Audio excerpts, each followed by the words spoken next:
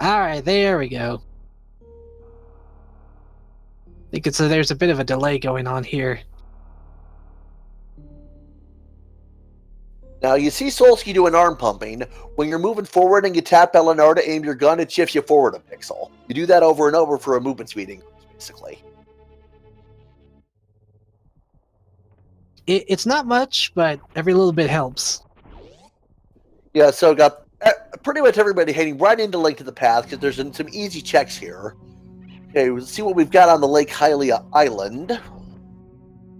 Just a hard container.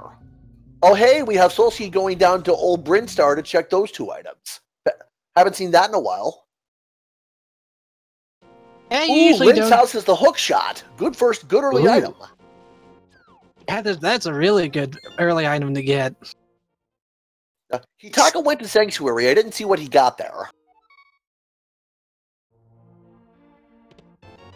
See, Link Force gets his hook shot as well.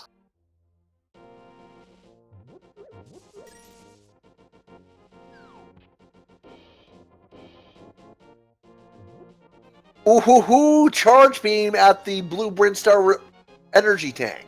Solsky's definitely going to keep that. Well, I figured he would have just reset since that. Well, I guess he'd be going through Blue Brinstar anyway at some point, but I guess may as well go up. And some super missiles for good measure. Link forces into the moat. Gets, oh ho ho, the morphing ball on Uncle. Nice. Another good early find. Very good. But until he finds either morph ball bombs or power bombs, he still can't make much progress in Super Metroid. Okay, the Sanctuary item is 3 bombs. Hitaka's into the Lost Woods. Solsky's climbing up the old Torian escape shaft. Also, Zerothan, you say that about me calling the flute as the ocarina, and I have the perfect image for you in regards to that.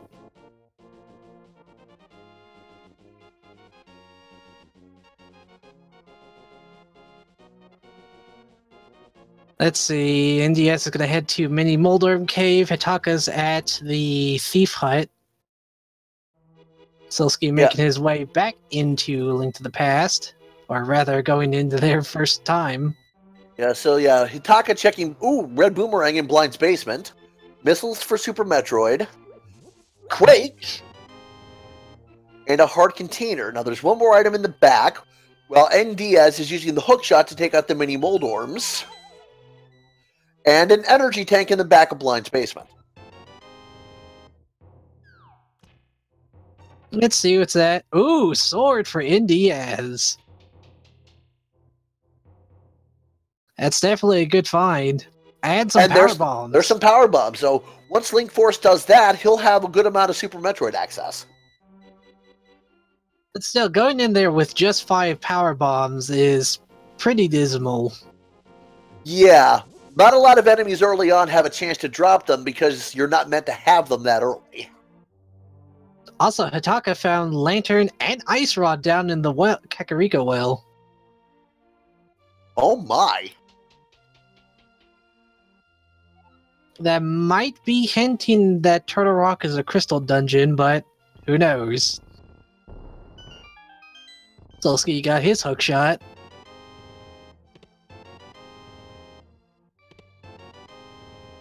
Got Link Force now checking Blind's basement. NDS takes a death. I'm not sure if that was intentional. No, he got crabbed. Chicken Hut's an arrow capacity upgrade.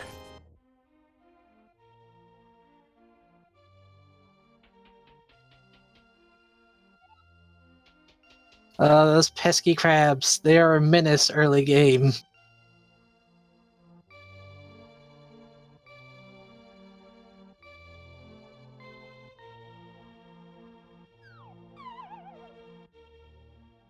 Looks like Solsky might be heading to check Lumberjack. Yeah, it's usually a good idea to check the Lumberjack spot early, just so you know whether or not this is a Naga seed. I couldn't tell what that was. It didn't come far enough on screen. Yeah, you getting a bit of lag too? No, I don't think so. Oh, I saw what it was on the lumberjack spot. It was 20 rupees. Okay, so that will not mean we need Aga 1. Nope.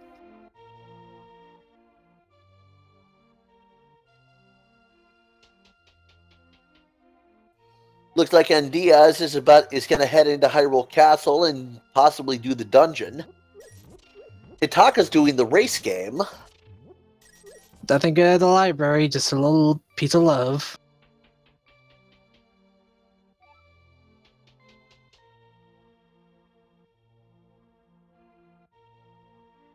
I also kind of noticed that, like, aside from items being randomized, I noticed that, like, whatever items drop, rather what enemies drop when they get hit by a hook shot or boomerang is randomized with each seed.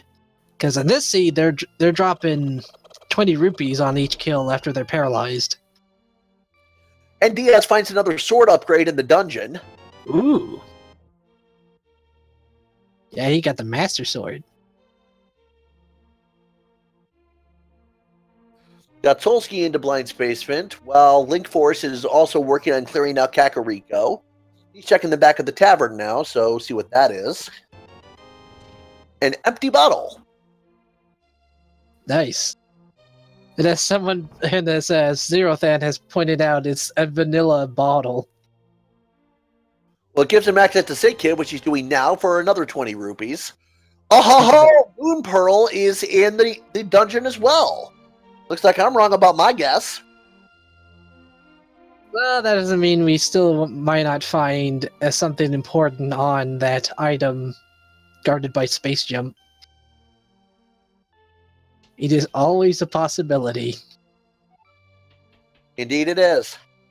So NDS is now into the dungeon, into the jail proper. Zelda's not here because obviously why would she be? But in her cell, we find super missiles. I gotta say, the seed's been pretty good so far. We got early Moon Pearl, we got early Hook Shot, early Morph Ball. Yeah, the seed's being very generous with the progression early on, which usually means we're going to hit a brick wall pretty soon. This could mean we'll have trouble finding where Mirror is. Remind me, mirror is only mandatory if swamp is a crystal, correct? Yeah. I mean, I would say that it could be troublesome trying to get to Tower of Hera, but if you have a hammer, then you could just go the other way around. It's longer, but you can still get to it.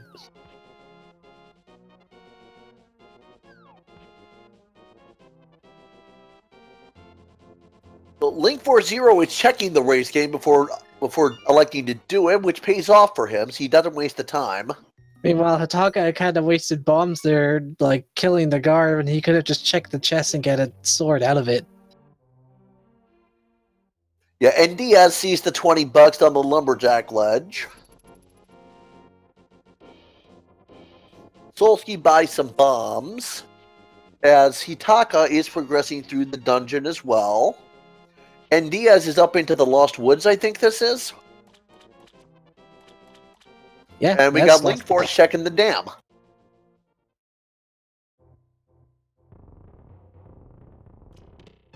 Ooh, plasma. Plasma beam. Very nice. Not really a progression item for Super Metroid, but that's still a very nice beam upgrade. Honestly, I would say once you have plasma and charge, you don't need to search for ammo anymore, aside from maybe power bombs to kill the Metroid Centurion if the ice beam doesn't show up. Well, I mean, you'd still need super missiles to get past some of the doors. Right. Right. Ammo to open doors and such, too. Yeah. Yeah. It's been a while since I actually played, so I'm a little fuzzy. It's all good. Hitaka going for pot strats on the guard holding the big key in the jail. I really find that method to be faster since it's just 2 pots to kill him. Link Force is taking out Mini Moldorm Cave with bombs. Nice 2-for-1 there. Very nice, and it looks like an 8-bomb drop there.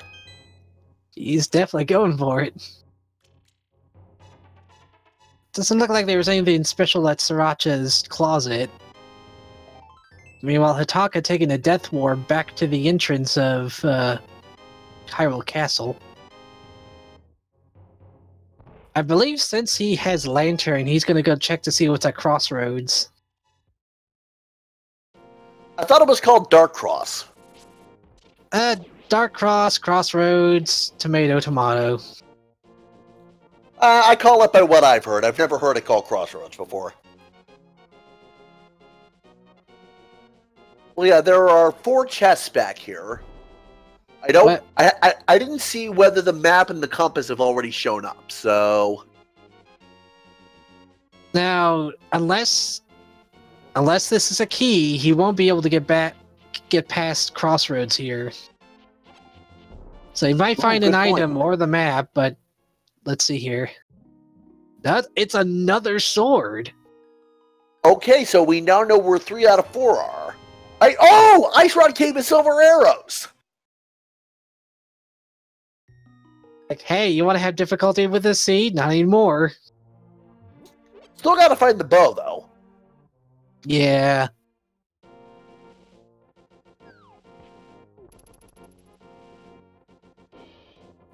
So it looks like, while we've been talking about everybody else, Solsti's gotten up into Eastern.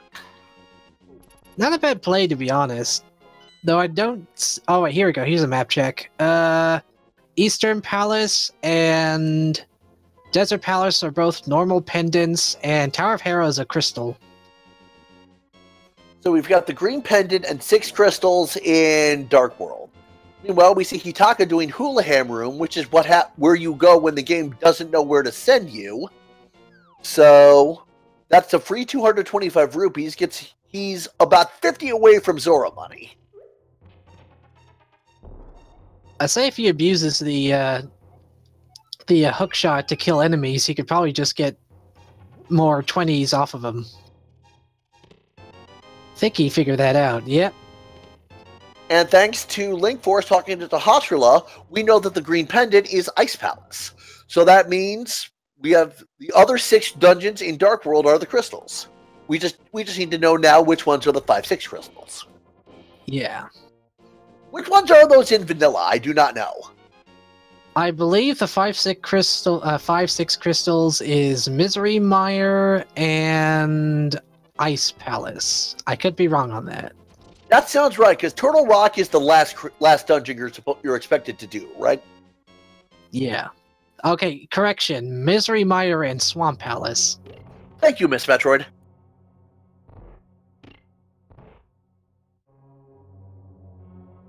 It does not look like Solsky found anything of worth in Eastern Palace. And meanwhile, it looks like we've got N. Diaz going to do the escape, or what he can of it, since apparently the small keys to get through are locked in the back. Yeah, but see, this is a good thing. If he's going back there, he's going to get a 3rd sword upgrade, which means he's going to have Tempered right off the bat. Now, since the keys are locked in the back, it's Power Glove you need to push the tomb out of the way to get in, right? Yeah, you'll need some sort of glove upgrade to get to the back of Escape there. And Hitaka got his 3rd sword from the Mini Moldorm Cave. And Yes just got his. Now we see Solsky also doing Hula Ham Room.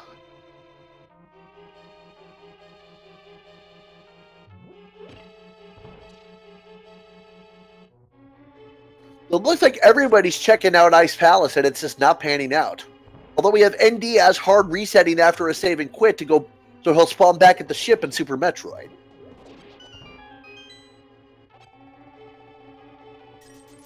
I think he's got more than enough ammo to explore around Super Metroid. He could use a bit more super missiles, but I think he's good.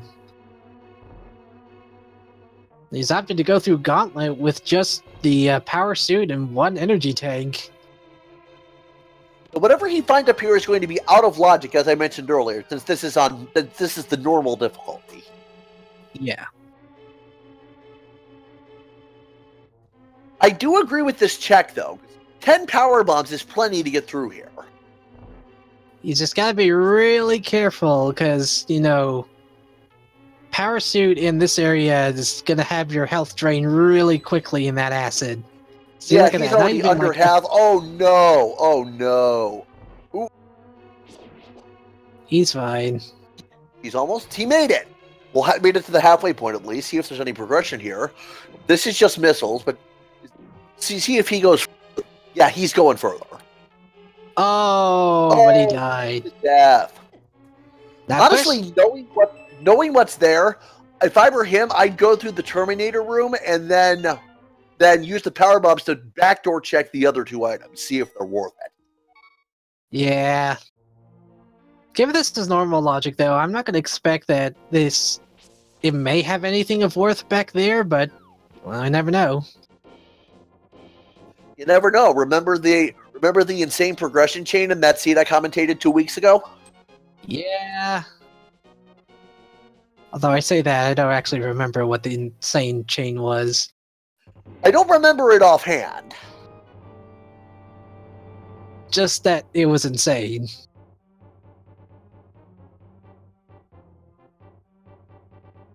Taka didn't find anything of note at Hobo under the bridge, so he's gonna go check the Waterfall of Wishing, and go see what he's gonna get ripped off at King Zora.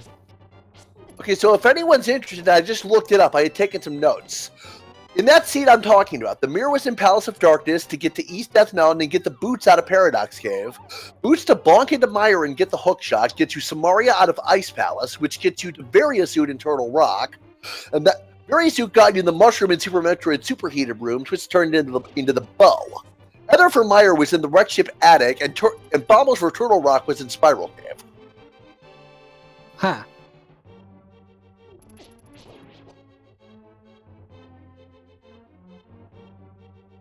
Lovecraft plays, yes. The silver arrows are in the Ice Rod Cave.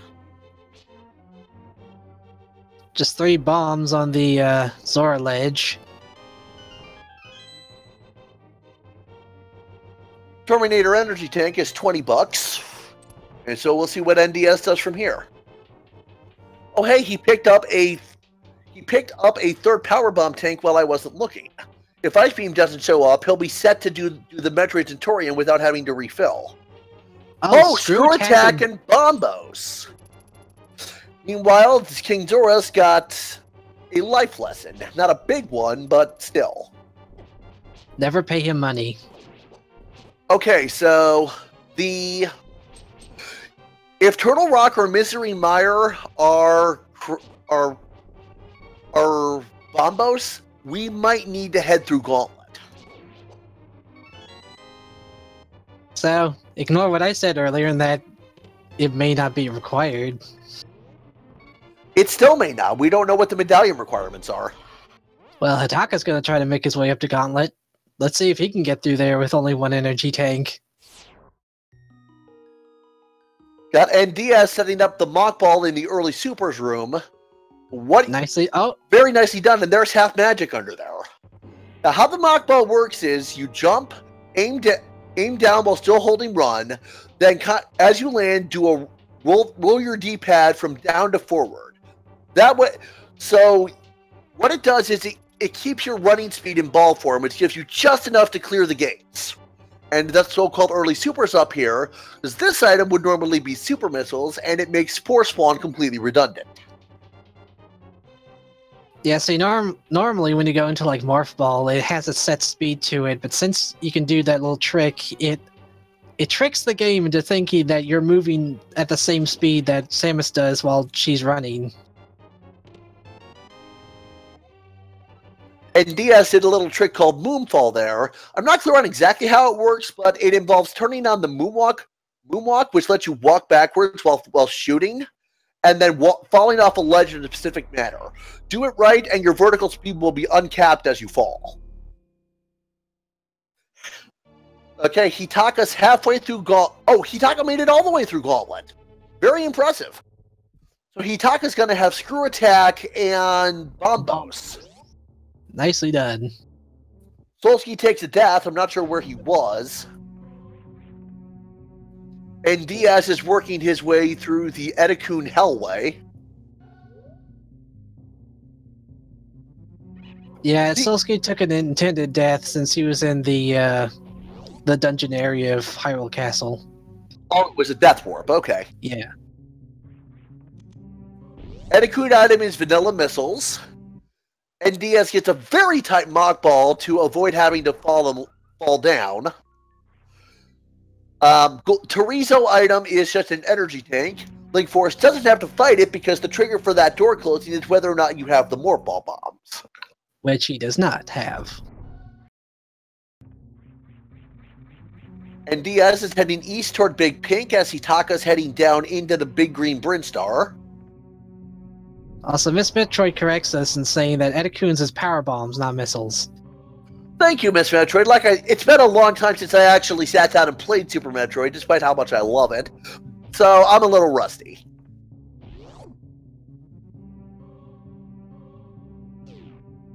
Oh, wave beam. Very nice. They'll say having to do that Green Gate glitch in the wave beam room here in Pink Brinstar.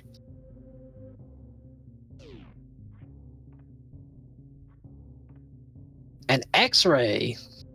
All right, all the pieces of the microwave strat are now in play. So now NDS has access to the easy kills for Botwoon, Fantoon, and Dragon. I think Solsky's the only one who has gotten the charge beam yet. But like I said, all the pieces are known. We know where all of them are. Yeah. Rutzor's charge beam was at the Blue Brinstar eating. Which, I mean, I'm sure some of them may try to go for it. Yeah, I'm sure they'll check.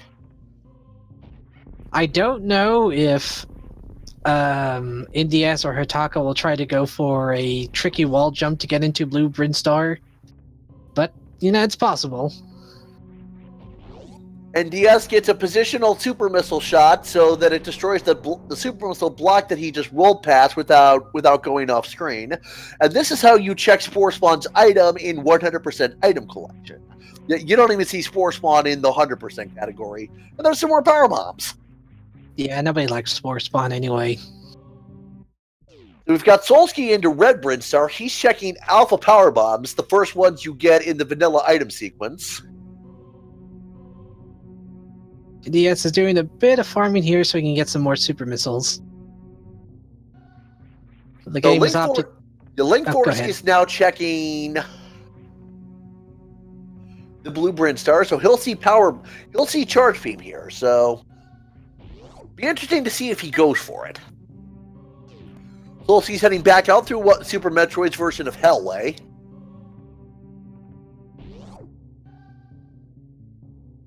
So I'm curious, since Plasma Beam was on the Zora ledge, how did Hitaka get to it? That wasn't where it was. Oh wait, Plasma Beam wasn't on the Zora ledge? No, it was somewhere else. I'm zoning out on where though. Oh, it was inside Dan. That's where it was. Right. I thought, for some reason, I thought it was on Zora Ledge because I thought we saw something on Zora Ledge that was important.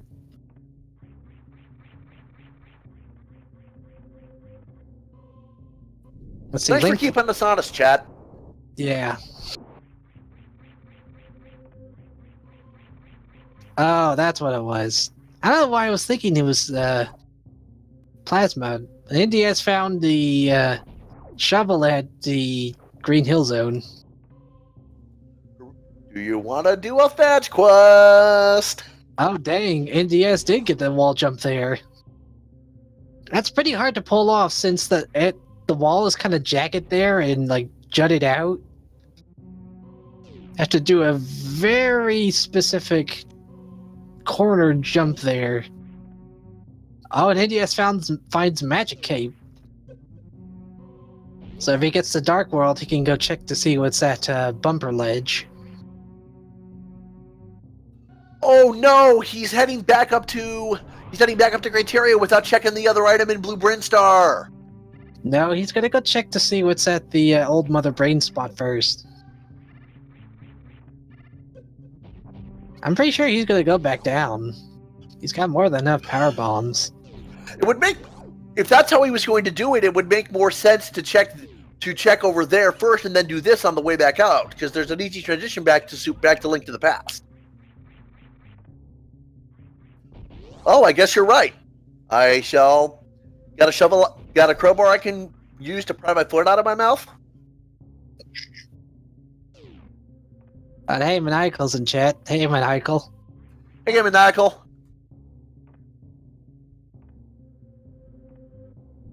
Soski's fighting Kraid. And gets the quick kill. Nicely done, Solski.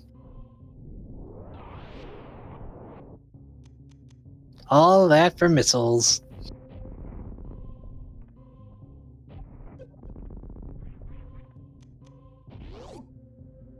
Nothing important at the bottom item location here. NDS is going to be heading up to Billy Mays. And also going to be seeing that charge beam and going to be grabbing that. Very, very nice damage for his first attempt. So NDS can now microwave the bosses. Well, the couple that it works on. Batwoon, Dragon, and Phantoon. Phantoon in particular is very great to microwave since ordinarily that battle is very annoying. If I remember correctly, the only thing different you have to do it on Phantoon is hit him with one missile and get him to fly around before you try it. Yeah, because otherwise if you try to do the microwave strats, he's just going to disappear as soon as you hit him with a charge shot. Okay, so Billy May's room is $20 and a bottle of Mountain Dew Voltage. Not the greatest items in the world, but then again, having another bottle always helps. And to be fair, the blue potion is the best potion. Yep. Hitaka gets his charge beam. Solski's checking the Crocomire escape item, which is just super missiles. And head into the high jump area to get a bug catching net. Not a very important item, but it's a good safety item to have. 3 bombs at the missile, what's usually a missile tank there. And the high jump item itself is just a heart piece. Just a little bit of love. Now, Solski's got options here. He's got enough, if he wants to try it, he's almost has enough energy to do some hell runs in the superheated rooms. But there's also a transition right up here to go back to Link to the Past and head to Death Mountain. And yeah, that's what he's going to do. And since he's got a lantern, he can easily go save the old man and have a exit point right here at Death Mountain. Right. Since he doesn't have mirror, he can't get to the top of a spectacle rock here, but at the very least he can see what's inside the mountain.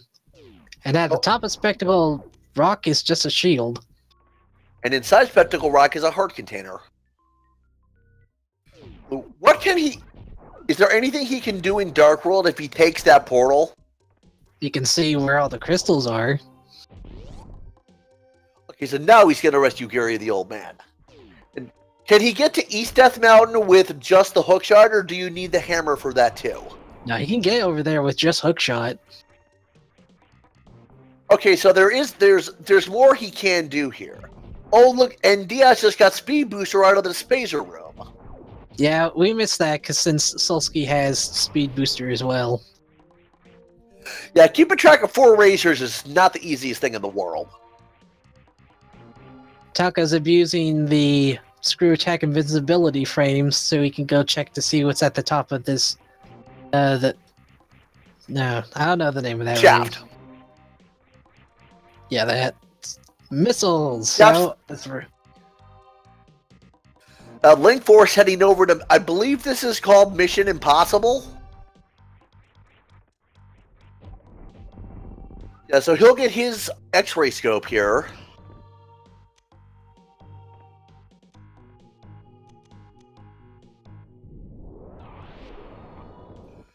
Got NDS heading off into Kraid's lair. I think Solski's into Paradox Cave. Yeah, this is Paradox Cave. Yeah, my Super Metroid's a lot stronger than my Link to the Past. Heart Piece, or Heart Container, and Super Missiles.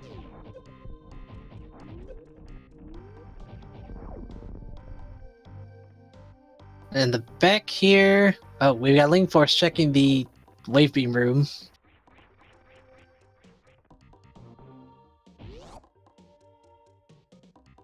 Bombs, 20 rupees, 20 rupees, 5 rupees in the Wave Beam room, power bombs, and Heart Container. So, for once, the Paradox Cave doesn't really have anything good. I'd rate that an F-. See me after class, Paradox Cave. Yeah, there was like a Heart Container and like a few Super Missiles, but all in all, not that great. Oh, looks like NDS bought the big Kraid DLC. Oh, I saw Bo. Bo is at the Lonely Island on Death Mountain. Now, how do you get to that? I do not recall. It's at the back of Hookshot Cave. They gotta go to the back of that, and then at the top of the island, then they have to mirror to the other side. Okay, well, we already knew mirror was mandatory because we know swamp is a crystal. So that means if we want to get Bo, we'll need to find mirror somewhere, wherever that is. Looks like Hitaka's going to head over. Hitaka could be heading to Red Ship, or he could be backdooring to Red Brinstar. Red Ship. Looks like he's going to go to Wreck Ship. Going for... almost had the continuous wall jump strat. Now, the idea there is you pass by the ledge, kind of graze it, and wall jump off of it. Now, granted, he did grab an item mid, like, continuous wall jump, so that might have messed up his timing a bit. Although, I don't think the logic expects the continuous wall jump in normal mode. Yeah, it doesn't. So unless he had grapple beam or space jump or something, then, you know, the logic's not going to expect you to go to Wreck Ship just yet. Though I wonder if Speed Booster counts in that regard. Right, because you can charge a Shine Spark in that Key Hunter room and then spark across the moat. Hitaka just grabbed the item from Beta Power Bombs. I didn't see what it was. I'll check the restream here. It is Piece of Heart. And Solski goes ahead and does that Shine Spark we were just talking about to get across the moat, and he's now on his way to Wreck Ship. Now, one item here at the bottom of the ocean to check. See, early. Miss Metroid in chat confirming that Speed Booster does put Wreck Ship in logic. Thank you, ma'am.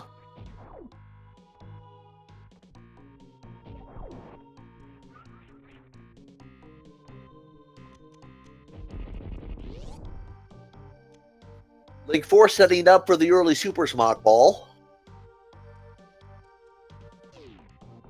And Diaz is heading back to Link to the Past. Hitaka's heading back through the Hellway to head down Red Tower. And Diaz is back at Death Mountain to potentially go save the old man. Yep.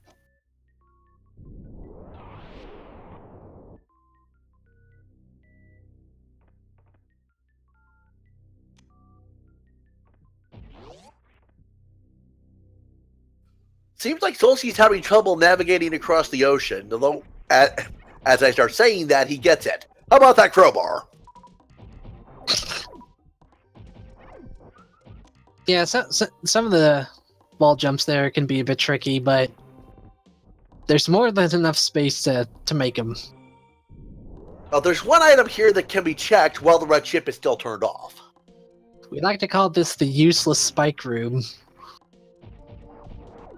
So look at that. Solski was standing right on it, and the spikes did nothing.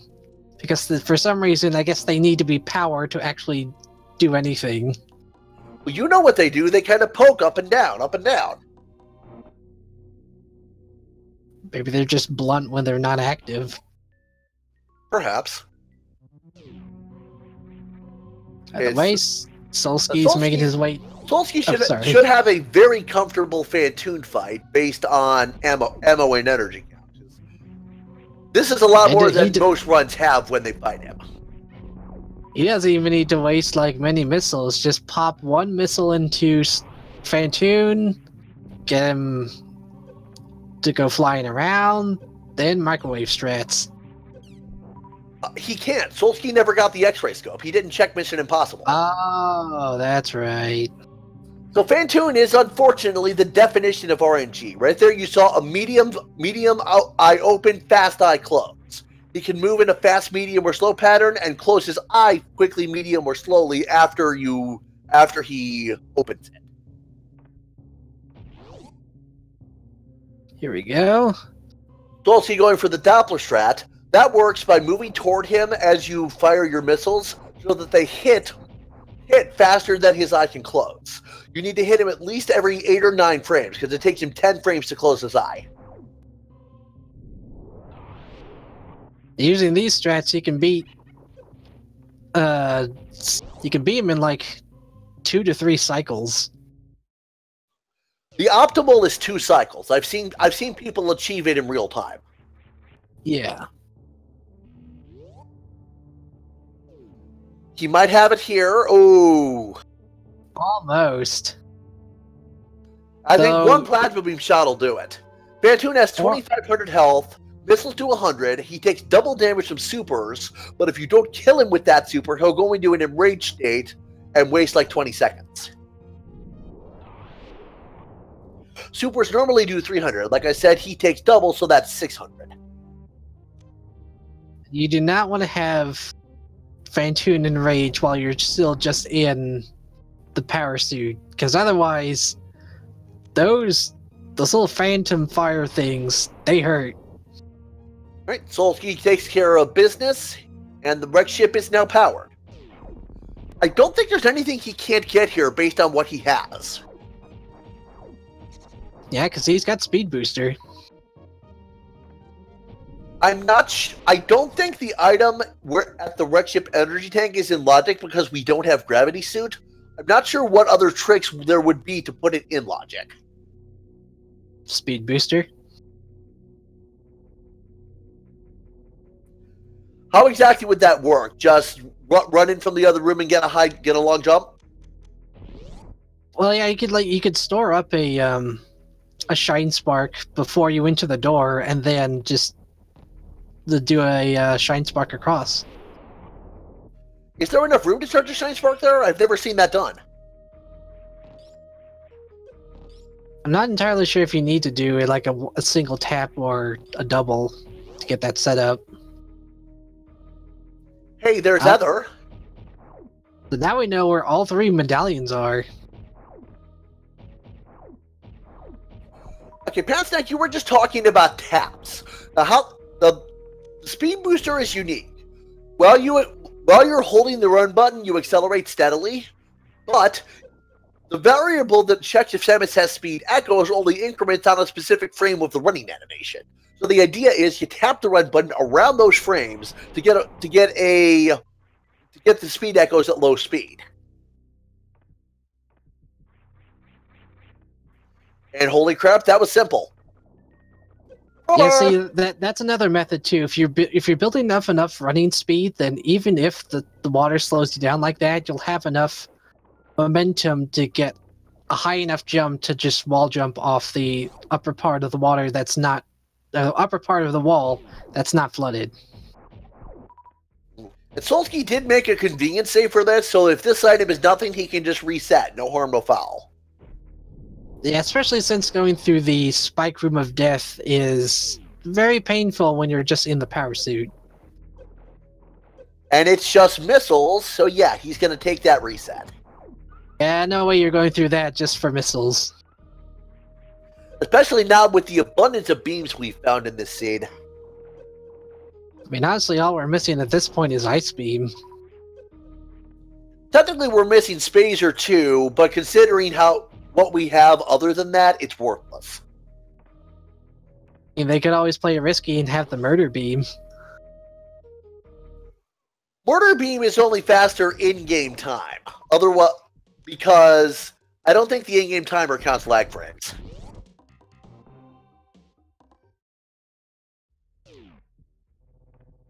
Plasma's definitely making short work of these enemies for Solsky. Yeah, he's up. Yeah, this room's called the Attic. Got to clear out all the enemies before the doors will unlock. Now, the good thing is, if you preemptively open these doors, once they're all done, they'll just go to being like blue doors, so you don't have to kill the enemies again. And Diaz with a beautiful wraparound shot in Criteria to open the door to the gauntlet and then Shine Spark all the way through it. So they easily bypasses the first and arguably more annoying part. And you know what? I think that the speed booster puts the gauntlet in. Speed booster whipping puts the gauntlet in logic for that reason. Yeah. Okay, so we do now logic. So I think we do now logically have. Oh no! He takes a death. Aww. Yeah, he bonked off the spike, but spikes on the ceiling. So yeah, as I was saying, I think we do now logically have access to screw attack and bombos. Yeah, spikes do a lot of damage when you don't have Varia. Ooh, he's going back up. I like how he's doing that, despite the fact that he's got Shine Spark. Or Speed Booster, I mean. Oh, he's gonna do this Oh, wait. No, Oh, yeah, he's gonna backtrack and... Yeah, head back and charge the Shine Spark. Charge the Shine Spark in the middle of the landing site. And I think I was wrong. I don't think he did the wraparound shot, because that would have involved going up to the top toward where the power bomb is. Nah, he preemptively opened the door, and he's just going to go for a short charge here. Yeah, you see there, he's tapping the run button around that magic frame I mentioned. So see how slow he's moving and still getting the shine charge? There we go.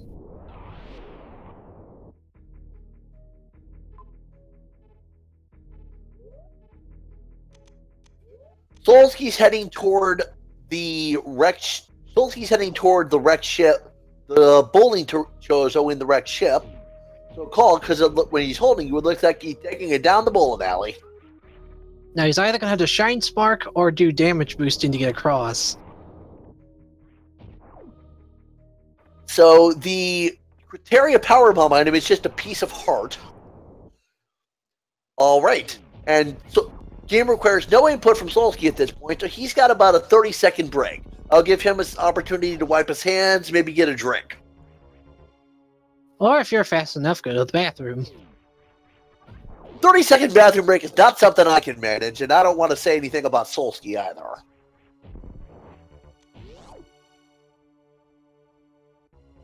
And Diaz now has his screw attack and his bombos, while Link Force is about to fight Kraid.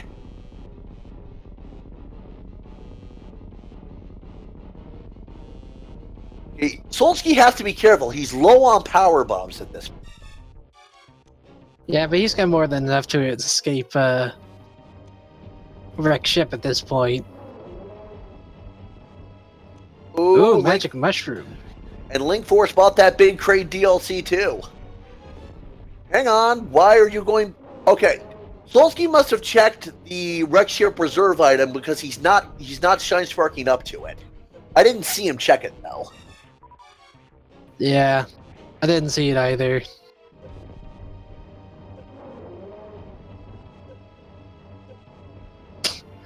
Oh, he got bombed. Did you happen to see if he checked the ocean ceiling item? Yeah, it was just missiles. Okay. Link Force is struggling with Kraid, which, yeah, not having high jump can make him tricky because the game expects you to find high jump to get into him.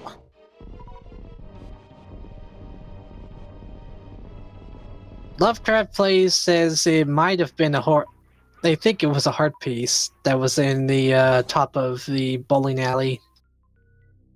Lovecraft Plays and take 2 shots. Thank you.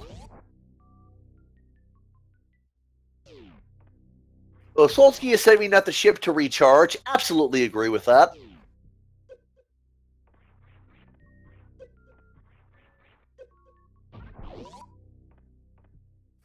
We're still missing both suits. Yeah, I have no idea where Very or Gravity Suit is. But Link Force has got Kraid done. Hitaka's about to fight Phantoon, and Hitaka can microwave Phantoon, so we'll explain that if Hitaka goes for it.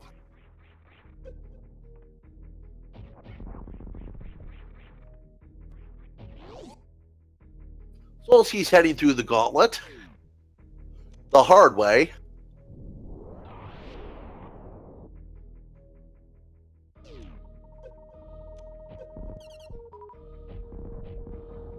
So Hitaka's got to be careful here, because he can take a lot of damage very quickly, just given the suit he has on right now. And I think he's going for it. Yep, there we go. There's the microwave beam. The idea there is you fire the plasma beam, let it hit the enemy, activate the X-ray scope, which pauses the game, but invincibility timers still run down. So you unpause it when the timer runs out, you let the X-ray go when the timer runs out, fire it again after it hits them, and so on and so on and so on. This strat only really works on enemies, or rather bosses, that allow the beams to pass through them. So bosses like Kraid and Ridley just outright ignore it. Yeah. Kraid's body does not stop plasma beam shots, but his open mouth does. Meanwhile, the game expects that you can't have plasma beam for Ridley, so he stops the shots too. But Moondragon and Phantoon, there's not supposed to be any way for you to have plasma beam in the vanilla logic for those bosses. That's why they're not flagged to stop the shots. Meanwhile, and Diaz is fighting Phantoon, and Link Force is in the high jump area. Solsky is heading down into Green Brinstar. And it looks like he hasn't been here yet. So that's why he didn't have the X-ray scope, because he didn't come here to do Mission Impossible. And since he has Speed Booster, he doesn't have to do the Mock Ball trick. Right. When Hitaka gets his Ether Medallion. Yeah, Speed Booster is how you're expected to progress through this room.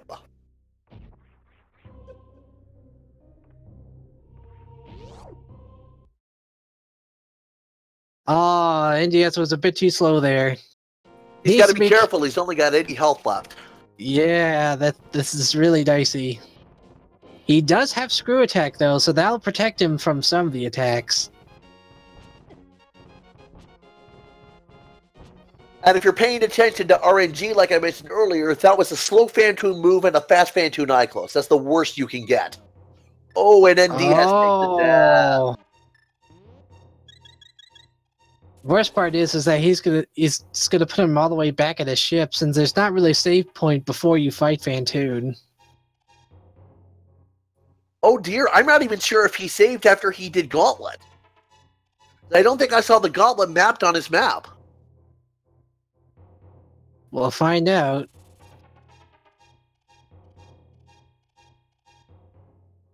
If he jumps and he has Screw Attack, then he did Gauntlet.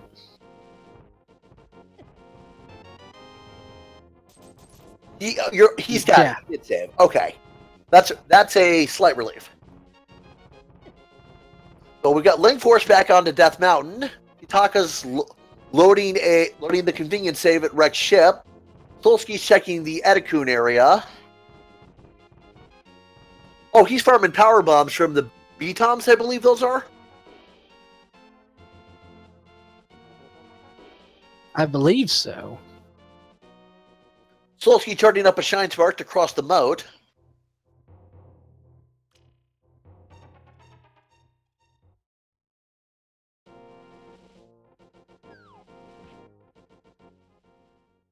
Thanks for confirming that Lovecraft plays with. Yeah, this is a lot to keep track of. Yeah.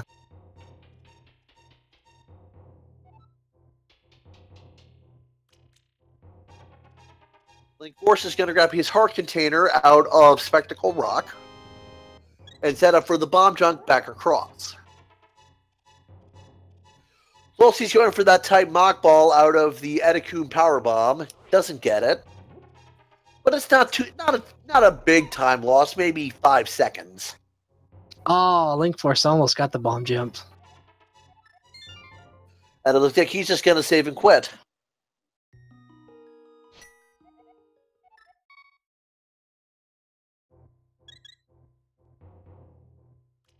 Let's see, is Sataka gonna check the top of Bowling Alley? Yes, he is. Or no, he's not.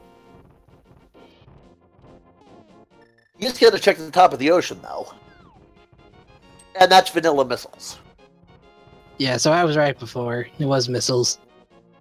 Middle of ocean is super missiles. I think regular missiles is the vanilla there. And he gets out before the super missile block closes in on him. ADS gets the microwave strats on Kraid, but it wasn't enough to kill him. Actually, I don't think that was a microwave shot because he didn't fire the initial missile, so it was just the one hit. Well, either way, Fantoon is down now for dead. NDS. Yes. The NDS has wave and plasma to go with charge. I believe that is 750 damage per shot. Get some much needed energy back and some power bombs. Actually, wait. No, I think not 750. I think it's 600. And then regular plasma, charge and plasma alone is 450, and then charge ice wave plasma is 900. Well, that's one I know for sure. Yeah, see, ordinarily super missiles do only 300 damage to like bosses, but Ridley and Fantoon in particular take double damage from super missiles. Although in Fantoon's case, you don't want to do that unless Fantoon's already dead. Otherwise, Fantoon just goes into rage mode. Yeah, Fantoon has 2,500 health, so the idea is hit him with 19 missiles, then use a super missile to finish him. Oh, okay, so top of Bowling Alley was a shield and not a heart piece. No, thing is, not many people care about shields, and it kind of puzzles me why. Okay, so we now have Solsky checking Waterway. This is just a one-tap quick charge, which is the easiest to do. All you do is you take a half a step before you start holding the run button. And that's a vanilla energy tank at Waterway. Although even then, I think that platform up there gives you just enough room to pull off a speed boosting, shine spark storage without the short tap. I don't think so. I think it takes one tap. Yes, meanwhile, I'm playing it very carefully here in the Spike Room of Death.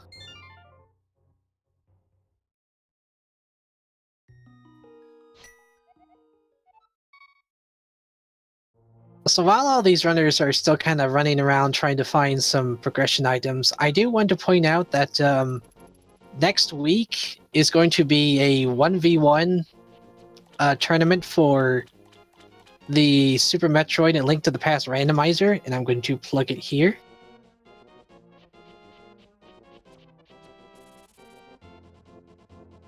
This is an open tournament, so really anyone can join this. And I believe the first few matches are going to be starting next Monday. Good to know. I actually just found out about that by reading some of the little panels on Speed Gaming's primary channel. There's like a 750 reward here for getting first place in that tournament.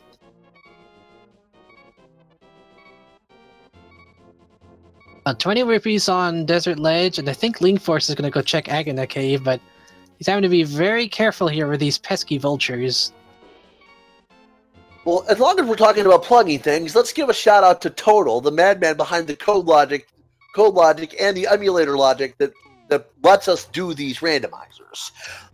I just put the link to the randomizer site in the chat, and I haven't done one of these yet because my link to the patch is pretty weak. I've never really been a fan of Zelda, but I might, knowing that the tournament's open, I might give it a try. Meantime, while I've been babbling, Link Force finds the blue boomerang at Agnes Cave. AKA the more important boomerang. Why more important? Isn't the red boomerang an upgrade? Yes, but the blue boomerang doesn't have the sparkles to it, so therefore it saves on lag frames. Oh. Have we had anybody check the Omega missiles? What are the Omega missiles? Oh, that's what I call the missile tank in the Criteria Parlor, since it's the last one you get in 100% item collection. Is that the one that's in the large tunnel? Yeah, it's in the tunnel past the 4 bombable blocks.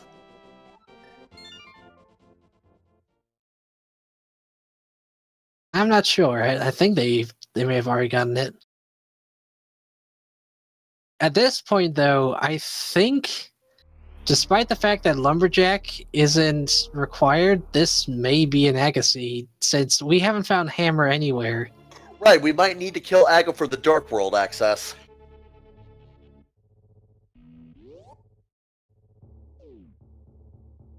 Got Solsky going for the Shine Spark up to the Shaft Supers. Does he get it this time? He does!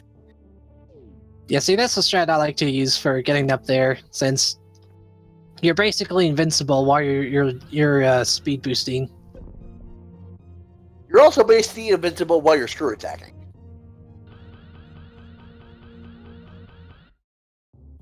Okay, not sure what Link Force is going for here. He's trying to get up to Gauntlet. Okay. You see where Solsky's heading now? This is Omega Missiles. Oh, these. Like I said, I call it that since it's the last item you get in 100% item collection. And it's just power bones.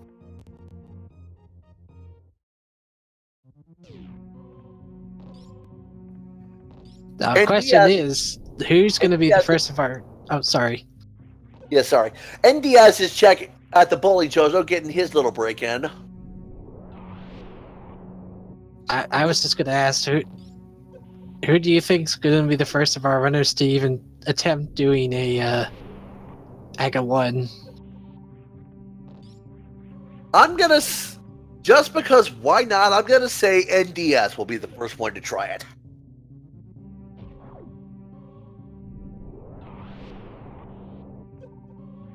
The stage is certainly one of those weird situations where, like, you know, Lumberjack is a crap item, but you still gotta beat Aga just to get that Dark World access.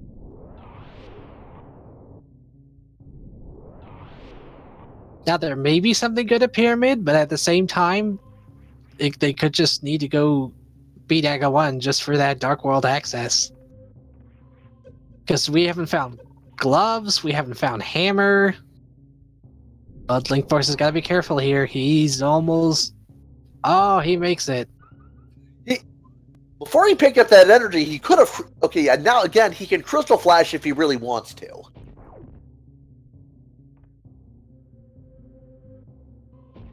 Flying himself up.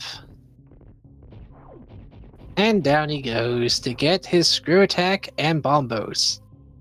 Yeah, I don't think there are... Oh, no! Oh, no. Oh. He's going to have to go back and get that. Yeah, that's definitely a press F to pay respects. Now, granted, Bombos may not be required for the seed, but he doesn't know that. None of us know that. And at this point, it's better to get it than to just leave it there. Yeah, but it looks like I can't. Oh, Link Force is okay. He's going for just getting speed to break through those bricks. Kind of odd since he has screw attack. Yeah, so it's like you could just use screw attack to get past him. Okay, yeah, it looks like Link Force is gonna recharge at the ship and go back through Gauntlet again. Link Force, when he was trying to go over to Bombos, he fell through the last few blocks and got locked out.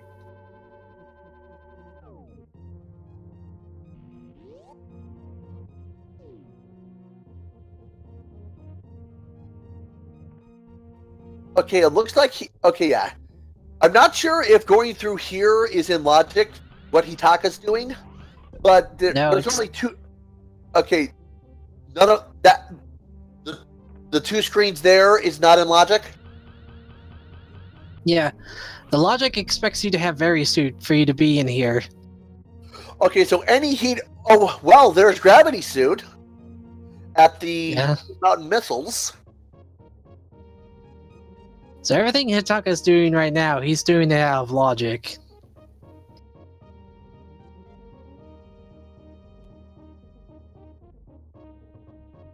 Honestly, if I was designing the logic, I would put that room right there that Hitaka just left. I would say with two E-tanks going through there is in logic. At least to get to Bubble Mountain. Because that's not even 10 seconds worth of heated room. Yeah. Still, having gravity suits is definitely very nice. Now, is he gonna go up here and go to Meridia? I would assume so, since he may not have high jump or space jump for that matter. You can still go through Meridia since you've got speed booster. You also have the gravity jump glitch, which works by starting a jump, starting to pause, starting to jump as late as you can, and then turning the gravity suit off. So you've got the initial momentum of an air physics jump with the slow momentum drain of a water physics jump. Yeah, see, the water physics will slow down speed, but it will keep momentum. And since you've got a lot of momentum with those gravity jumps, it will not slow that down. So Main Street is supers, Crab Supers is missiles. Let's go see what Mama Turtle has.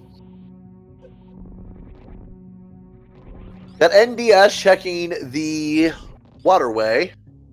Solsky gets his Bloomerang out of Agnes Cave, saves and quits. And it looks like Link Force has made it halfway through Gauntlet. Yeah, the good thing is, since having Screw Attack, you can go through that first section of Gauntlet really fast. So all you have to do is just jump at the blocks. Right. So Mama Turtle hidden item is missiles. I didn't see what the grapple block item was, but so it was a bottle fairy. Okay, did Hitaka grab that? Yeah, he did. Okay, yeah, it makes sense. Like it's a fairy. What? It's a fairy and it's right there. Why wouldn't you grab it?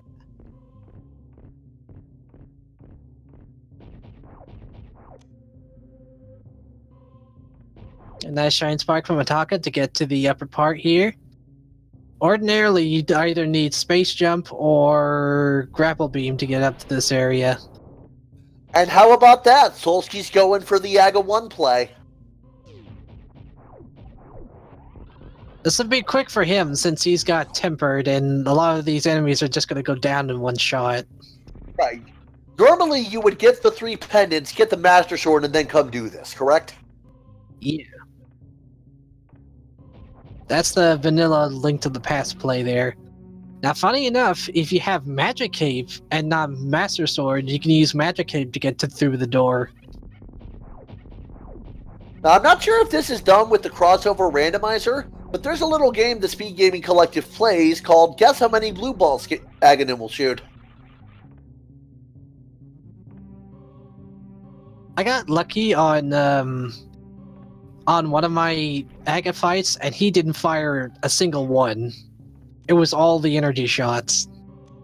Right. If memory serves, it's the number of blue balls is predetermined by the random seed, and he always shoots. Okay, he'll always shoot one energy ball you can reflect. Then it's 50-50 3 times between an energy ball and a blue ball. Then the 5th time is always lightning. Correct? Yeah. And then another guaranteed energy ball, 3 more 50-50s, another lightning shot, and so on and so on. Yeah, it'll just repeat itself ad nauseum. Okay, Maniacal 42, no, what's not? Maybe he's just correcting on the whole, Oh, Hitaka got another sword upgrade, so he's got the butter sword. I think he got it at the, upper part there with the snail room. Yeah, that's the aqueduct room.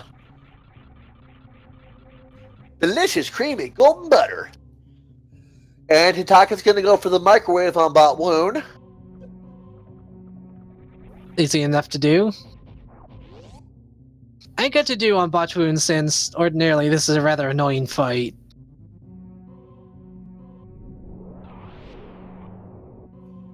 Okay, so Banaka 42 saying the Aga 1 RNG is not fixed. Like, correct me if I thought it was. I thought it was fixed for each random. I thought it was a fixed pattern for each random seed. Speaking of that, Solsky is into Aga 1. One blue ball.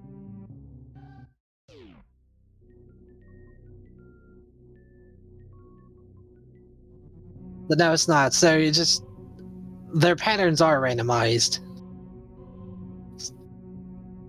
Okay, so each runner can get a different number of blue balls. Correct, Maniacal? Is that what you're saying?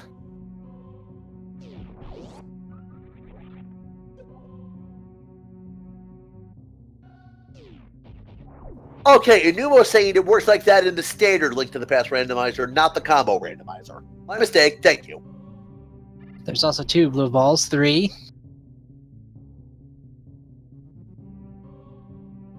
Yep. Maniacal, Inumo, thank you for correcting me. Taka's at the Dragon fight here. Gonna see us on microwave shrimp. Yeah, so Lovecraft Plays telling us that the mushroom turned into an energy tank. Now you'll see Hitaka crouching there. There's a reason for that. The reason for that is when you can also kill Dragon by grabbing those broken turrets with the grappling beam and electrocuting him. And when you do that, you're forced into a standing pose so the game doesn't soft lock. Desert Ledge item is power. Pyramid item is power glove. Bleh. So this was Aga locked. Yeah, so anytime, like I was saying with Hitaka, anytime you kill Dragon, you're forced into a standing position so you can't soft lock if you kill him with the electrocution strat.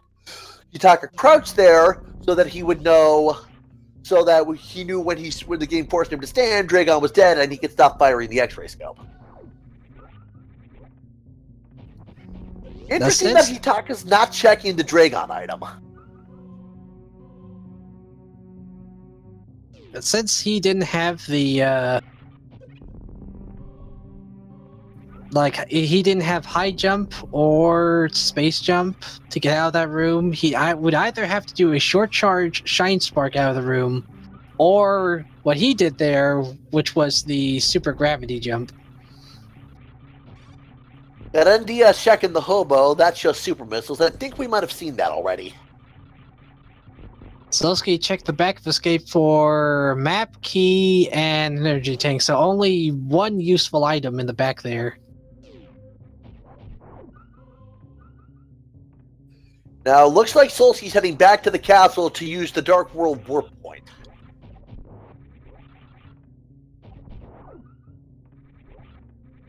Okay, now let's see if we get a map check here.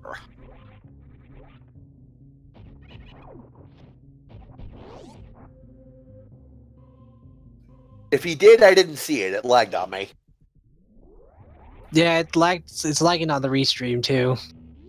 Okay, it's not just me. Ooh, and Diaz, is fake flippered into Zora's domain. He's at the Waterfall of Wishing, gets $5 and power bombs out of it. Okay, there's the map check. So the 5-6 crystals is wow, they're vanilla 5-6 crystals. It's Misery Mire and Swamp Palace. How about that? Oh, okay, so with the equipment we have, what can we do? Well, let's see. We need flippers and mirror to get in the Swamp Palace. We don't know what medallion that Misery Mire is, that we'd still need the Titan Mitts to get over there. As well as... Solsky found Heather in Wrecked Ship, correct? Yeah.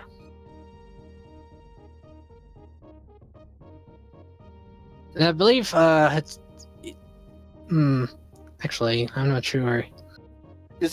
I see N. Diaz and Hitaka both have Fantoon down, but Ether is not marked for them, and I find it hard to believe they wouldn't check that. And I will say this much, probably the best bit for Solsky right now is to hook shot across here, head over to the Village of Outcasts and do Thieves Town. Because there's a lot of items over there. Blue Smoke AKD, yes, Hitaka killed Dragon.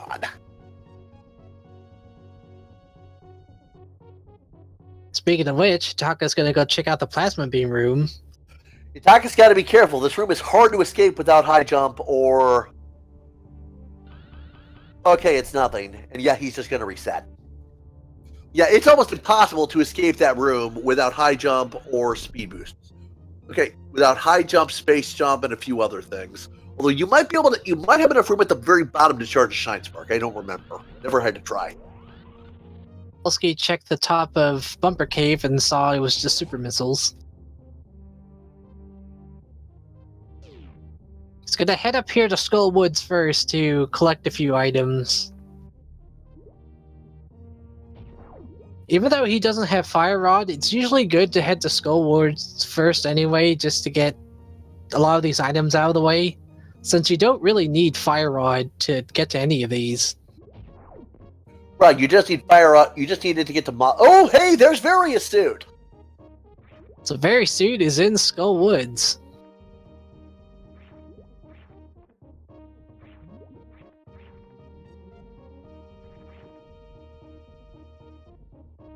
So Solsky being the first of our runners to find that valuable heat-resistant suit. And also making good use of Hookshot here.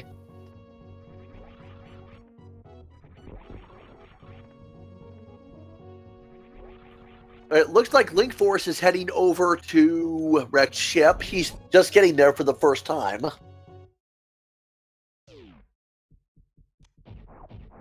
Seeing that Solsky is done with the Skull Woods, he's going to head to the Village of Outcasts and plunder this little town dry.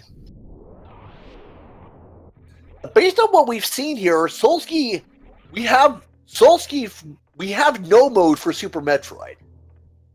There's not a whole lot you actually must have in Super Metroid to clear the game. And we know where all of it is.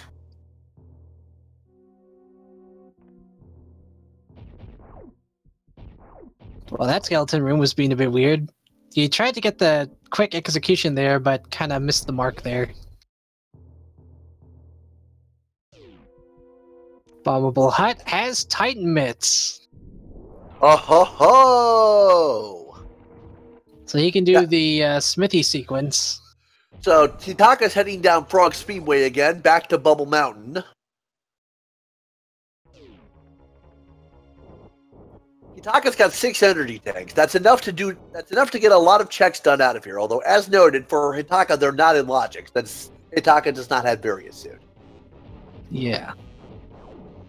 Look, like Solsky's gonna head on into Thieves Town.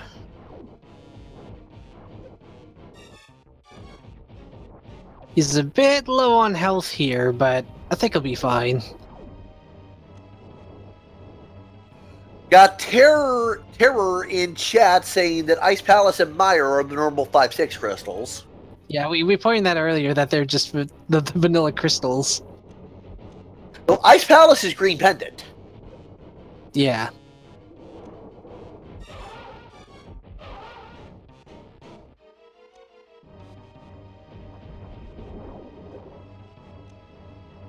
Not sure entirely what Silsky was doing there for a second. Guess he's just trying to be careful since he's on one heart. And green mail. Yeah, a lot of Dark World dungeons get to be pretty scary when you only have green suit and not that many heart containers. But he does have tempered, so he can easily dish out damage. So he's more or less in a glass cannon state. Yeah. Where would you normally find the blue mail? I do not remember. I believe blue mail, like your first mail upgrade is in Ice Palace, I believe. And then second one is, I think, no. Is it Miss Remeyer? I know the second mail upgrade is the Ganon's Tower big chest. Oh, that's where it was. Yeah, because Miss Remeyer is King of Samaria. And then, of course, you know, the shield upgrade in... Actually, is it shield upgrade with Turtle Rock? Yeah, Lovecraft plays in chat saying that Ice Palace big chest is the blue mail. Thank you. Yeah.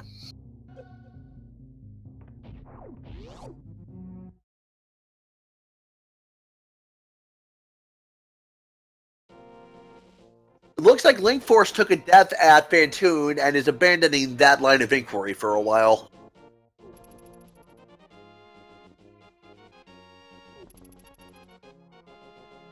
Yeah, see, I could have sworn that you got Mirror Shield by visiting the Pyramid Fairy, but I guess that's more just for getting the Butter Sword. Butter Sword and Silver Arrows, I believe.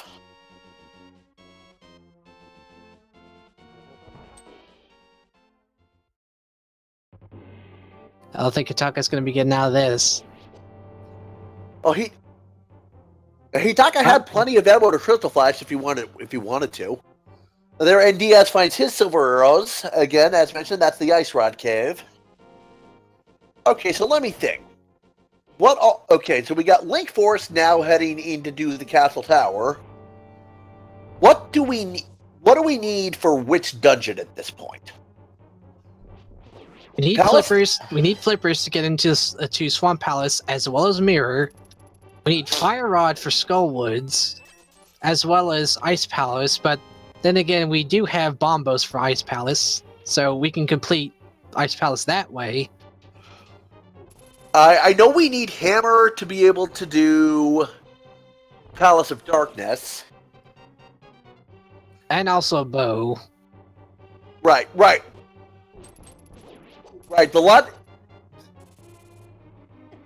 Can you make it to the end using the bottle glitch, or is that not expected? Yeah, Logic does not expect you to do the bottle glitch. Okay. I think Hitaka was trying to do a damage boost to get to the other side here on Bubble Mountain, but it didn't work.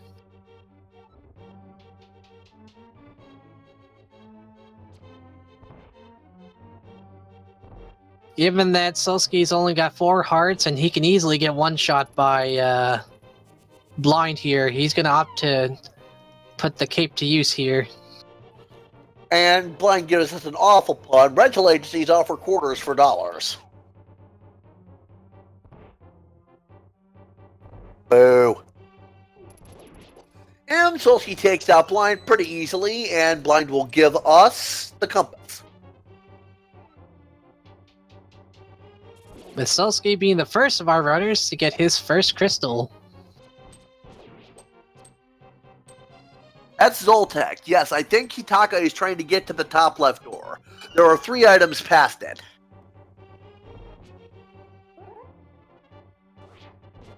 This veteran also telling us the Thieves Town Big Chest has an item based on what we saw. Hitaka got that damage boost across, but it just was not enough.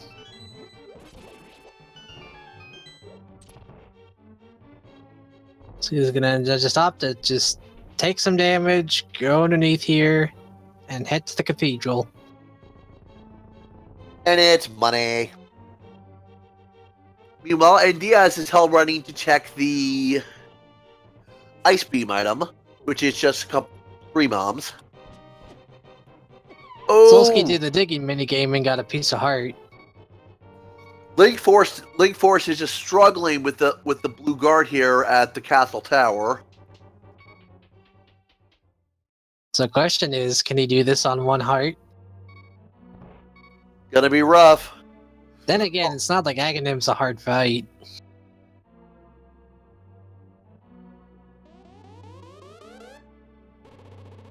Actually, now that I think about it, we haven't had anyone check Hype Cave, have we? We haven't. Solsky's the only one who's made it to Dark World. So we'll have our first Hype Cave check here. Miss Metroid pointing out that Link Force does have potions if need be.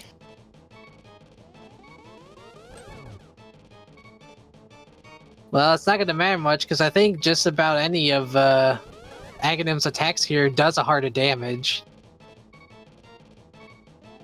And as we see there with Indiaz, a charged plasma beam shot on Crocomire just one-shots him. Right, yeah. Crocomire is also not flagged to stop the plasma beam shots, so it just passes through him and it'll actually hit him over and over. Itaka's checking Crumble Tower. That's 300 rupees. Not going to take it, but it is going to sprint. Is going to take the vanilla intended route down to Crocomire. And Diaz does the Crystal Flash to regain health. Yeah, I don't think he would have been able to get over there without it. He took, like, even with the short harps he did there, he still took, like, 2 energy tanks of damage. Not telling us that Hype Cave was incredibly hype. Kane Boots armor upgrade. Dang. Chad, I'm so sorry we missed that while we were focusing on other people. That should have been unbelievably hype.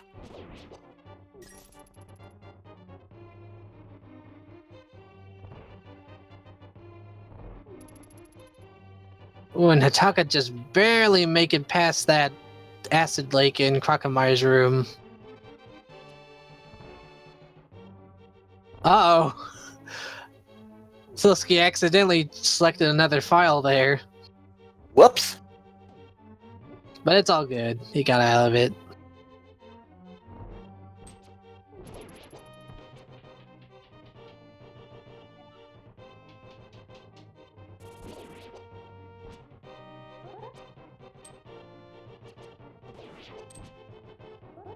Everybody, I'm going to step away for just a minute. I need to get a drink of water. I'll be right back.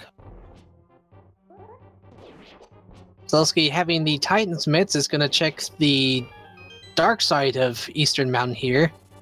Going to be checking Super Bunny Cave. And also, since he has Hookshot as well as I guess either one of the mitts here, it's probably going to go see what's at Hookshot Cave as well.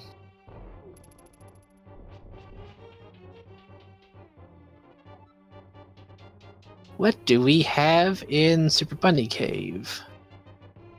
The Sine Wave Cave has just a piece of heart. And I saw Spring Ball in Super Bunny Cave. Solsky's run is now 33% valid.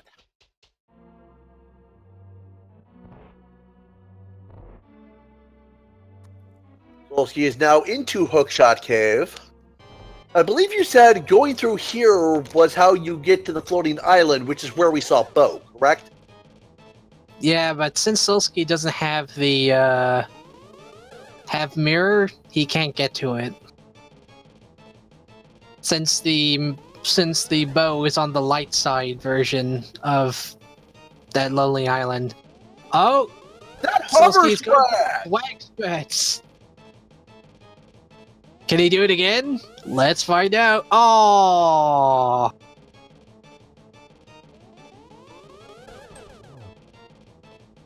Is he gonna go for it again? Oh, the absolute madman! Oh, but he doesn't get it. And he's just opting to, like, I've shown enough swag here. I'm just gonna do normal strats.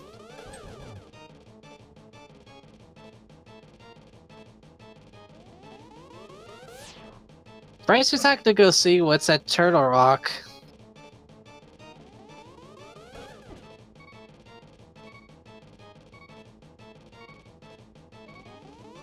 Nah, just stop doing the save and quit.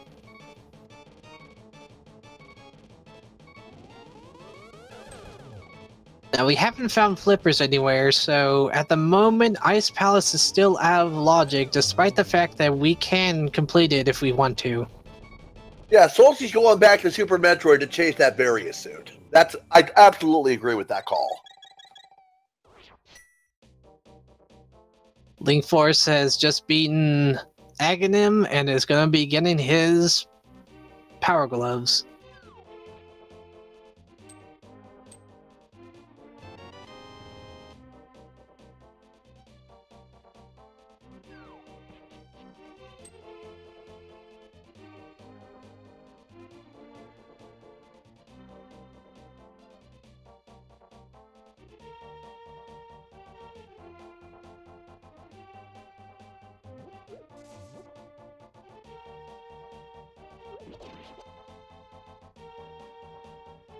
Let's see, Sasuke got done checking the Ice Beam room. Didn't get much there. Gonna be heading out. Ataka heading his way over to, I'm assuming, the Uncle area. Or, no? Oh, he's gonna go fight Aghanim. That's right. Not sure where... Oh, okay. That's where EDS is. Nice I was completely speedball wrong. there. I was completely wrong. I said he was going to be the first one to go for Aga 1. He's going to be the last one.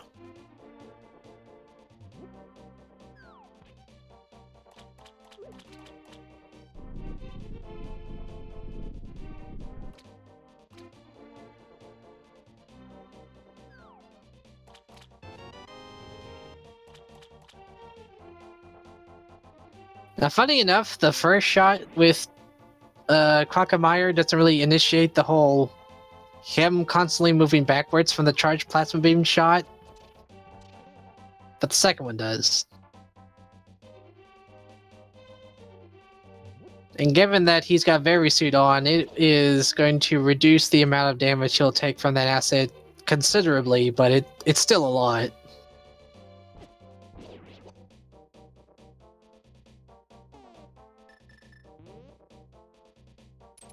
We've got NDS at Bubble Mountain. Doesn't have Varia, but he's still going through here. And he's checking the Norfair Reserve Tank room. There's two things here. Missiles and super missiles.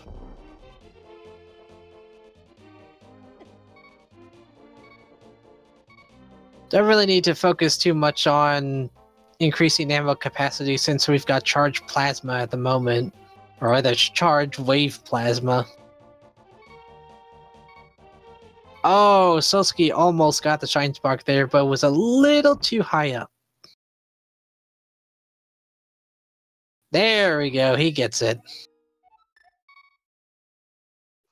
Wataka with that Butter Sword just utterly destroying all the enemies here. What did we see in the grapple beam area? I know we saw nothing at Sine Wave room, but other than that, I don't remember. Suppose we'll be finding out with Solsky here.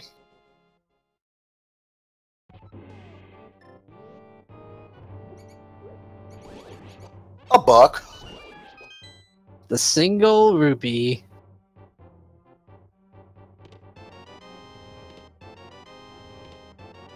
Interestingly enough, without high jump, you really need to jump at the very end of that little platform, otherwise you won't be able to make it.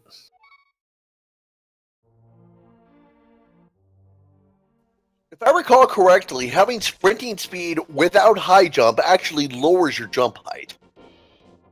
Yeah, it's not by much, but it's still enough to really affect just getting to platforms in general. Well, Link Force has beaten Aga, has his power gloves.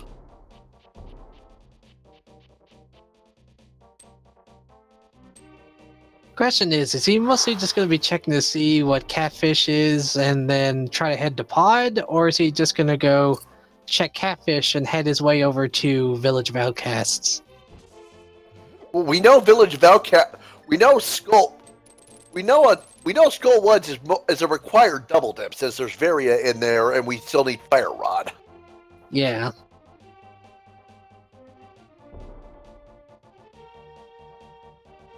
And also, I think there's also the fact that I think we found Titan mitts in Thieves Town as well. Right, so that's a possible play too. Yeah, it looks like he's definitely going to be heading to Thieves Town.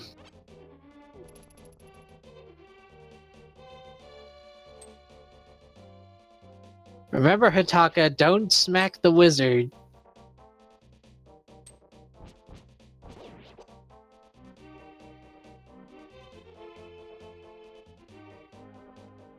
And Aga 1 is down for Hitaka. There we go. Meanwhile, Solski is heading over to Bubble Mountain. He'll get his gravity suit out of this, and that will pretty definitively put him in Super Metroid Go mode.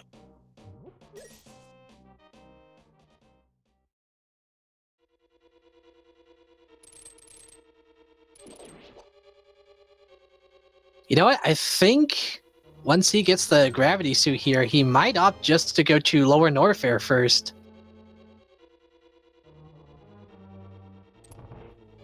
Yeah, he definitely could. Although, actually, I don't think the logic would expect it, because he has no way through the lava cave that leads to the elevator. But you couldn't just wall jump your way up there? I don't think so. I'm not sure. Link Force gets his various suit.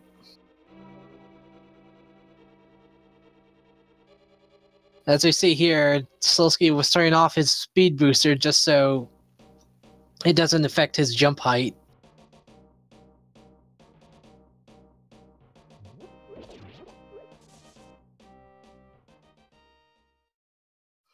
Take Yeah, your shots. we know what I meant was that the logic doesn't expect you to do it in the normal Super Metroid normal mode.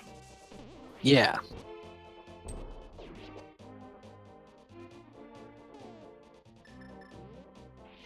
They got remove Rem in chat also pointing out that Aghanim was never reused after Link to the Past. I didn't know that. Like I said, I'm not as big on Zelda as a lot of other people.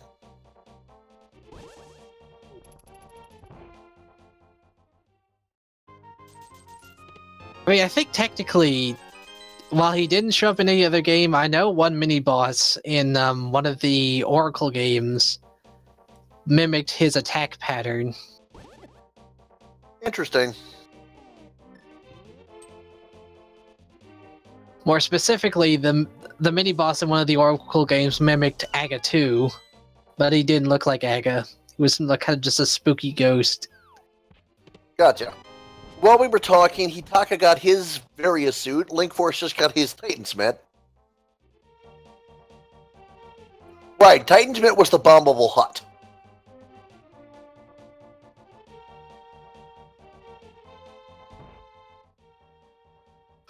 Meanwhile, Solski's doing some trying to do some Norfair cleanup.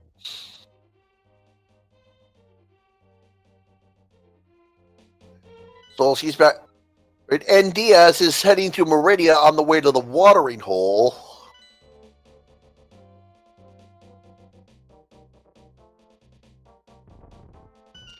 Link Force heading into Thieves Town. Miss Metroid, I believe you said that based on what we saw in Thieves Town, there is an item in the big chest.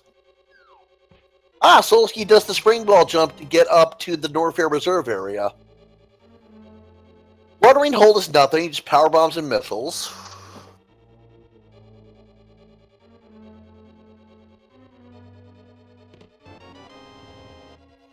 Now that spring ball jump that Solski did, for some reason, if you jump morphine midair and then turn spring ball on from having it turned off, you get to jump with the spring ball in midair. I don't know why it works like that. I think it's just the fact that, like, turning it on just sort of resets the spring ball status.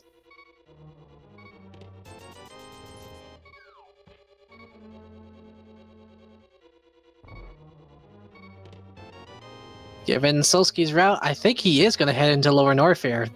Now, I believe this will be out of logic, but in terms of just completion time, it will be faster. Plus, this will also give him access to Meyer, too, so he can go see... through the cross-game portal. Actually, I think... I know you can wall jump and do this without the suit, without gravity suit on. I'm not sure if you can do the wall jumps with the suits on, because of the way it changes the physics.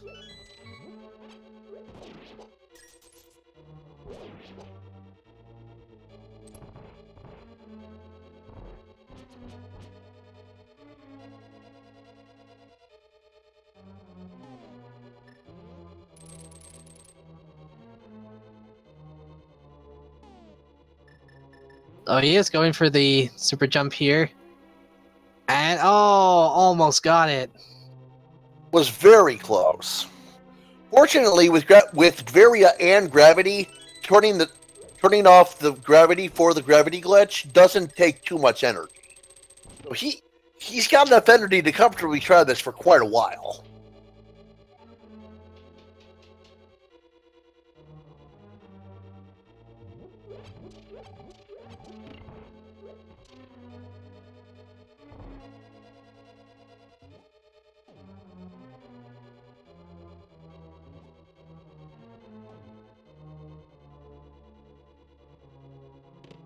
Ooh, Oh. He missed that last jump again. It's a very hard jump to get, too, since, like, it's a one-block wall jump there. It's about the same as the wall jump into Kraid's lair, but it's not as bad since you're not doing it from the wall. You're not doing it while there's enemies around, and you're not doing it from a chain of wall jumps or from this chain too. And also not while you're... Oh.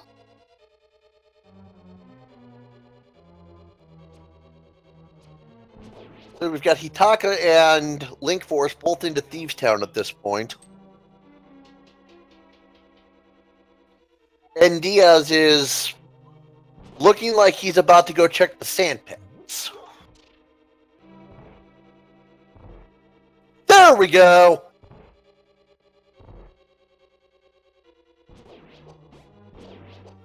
Now, as I mentioned, there's the item on the missile tank at Gold Torizo here.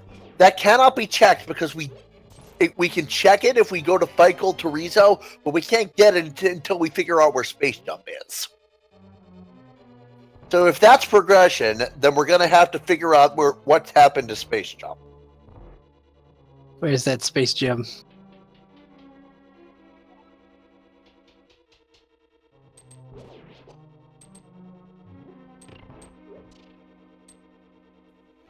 Although actually, go ahead. I don't think the normal logic. I don't think it expects the green gate glitch either.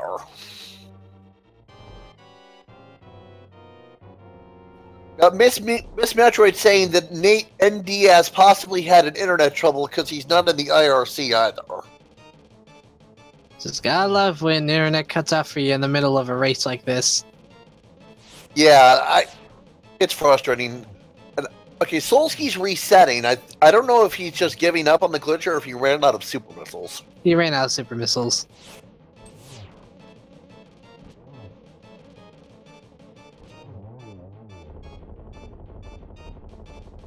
Link Forest making good use of the cape there to down Blind. Gets his crystal, while Hitaka's also in his blind fight.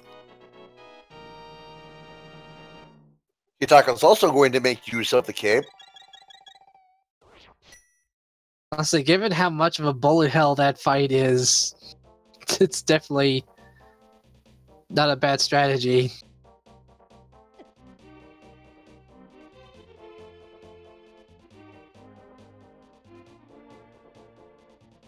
Solski making his way back to the Green Gate, going to be attempting the Green Gate glitch again.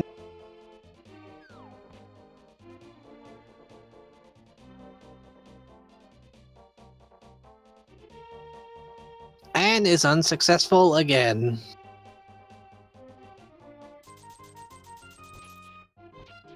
The Green Gate glitch is definitely tricky to pull off since you gotta be in just the right spot at the apex of the jump for the glitch to work. Hey, Penta, in chat, I just posted a link to a Google Doc detailing a lot of what glitches are expected by what settings.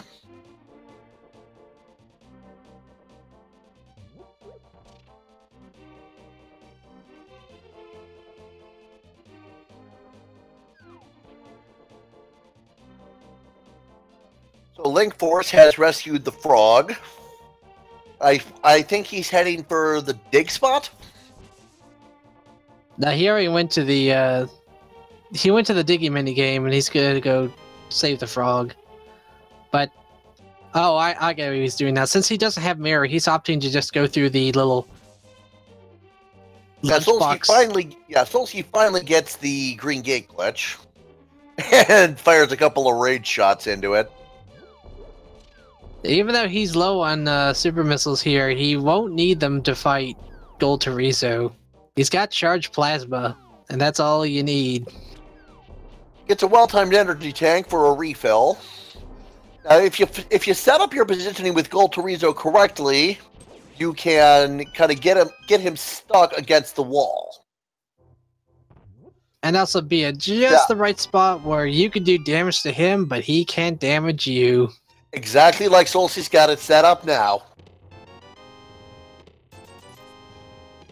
Link Force getting his boots, his tunic upgrade, and his Cane of Samaria.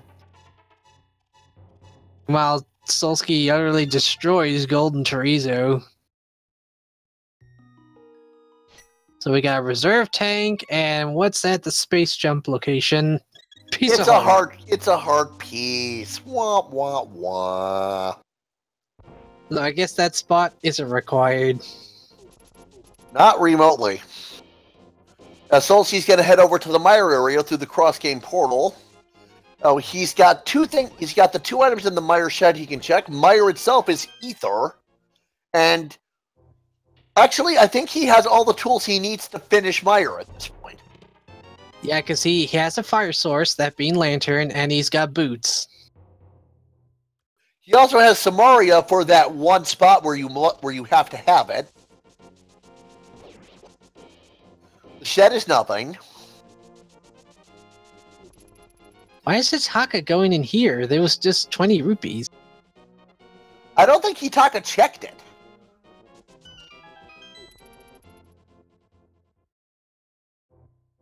Congrats, Taka. You went all the way to here just for 20 rupees. You say 20 rupees, I say half my groceries for the week.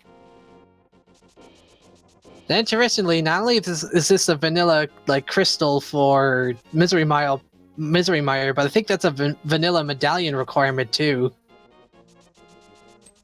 And it looks like Solsty's trying to swag us out and try to hover over here. Can he get it? Oh, he's trying.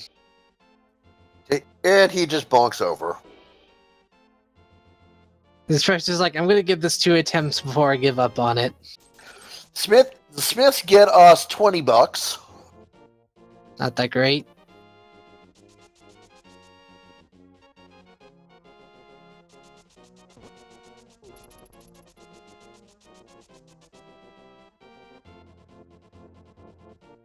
The oh-so-fun dungeon that is Misery Mire.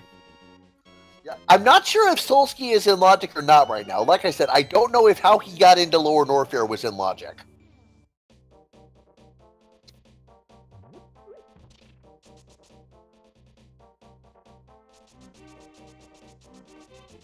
Well, the hard mode logic does expect you to do lava dive, so I think that it's out of logic. Yeah, I don't remember if you.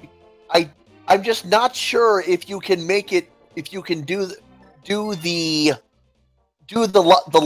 lava bath there without turning the suits without doing lava dive. I don't know if you need. I don't know if it's possible to do without the actual lava dive strat. It says here on the dock that the normal logic setting is designed for newer players and therefore only requires wall jump, no gauntlet access, no Alcatraz, shine spark, infinite bomb jumping, vertical only, and midair morphing. That is the only thing on Super Metroid side that it expects you to do. Okay, alright, Lunchbox is another $20. So I don't... Okay, so based on that, I think you would need... I don't think infinite bomb jumping would be expected in something like... in an area like that, because of having to do it around enemies. Yeah. In fact, I think it would be downright... I wouldn't say impossible to do, but definitely hard. Take 2 shots. There's not a lot we can do in Pod without... Pod is bow locked, so we need bow to finish it. I mean, if Pod has a key in the first chest, then that'll allow you to explore a good majority of Pod without bow. Otherwise, yeah, it'd be bow locked. I think Solchi just has Vanilla Meyer Big Key.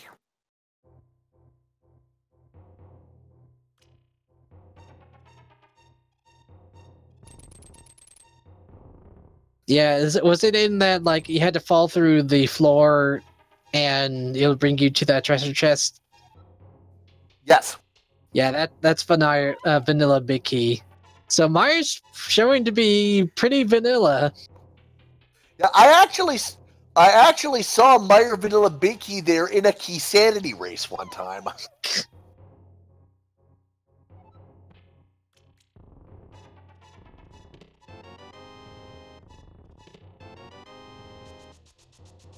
Now we definitely know the... Why didn't he use hookshot there? Didn't have to dash across like that.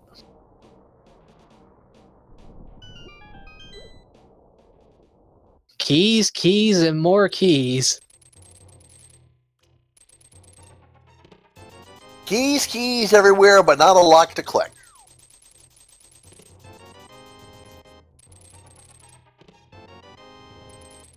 Given that Solski's got all he needs from around here, he's gonna go ahead and head to the lower portion of Misery Mire. And since he's got Cane of Samaria, he can finish the rest. Only tricky part is gonna be fighting Vitreous without bow. If he had bow, he could easily beat Vitreous since he's got silvers.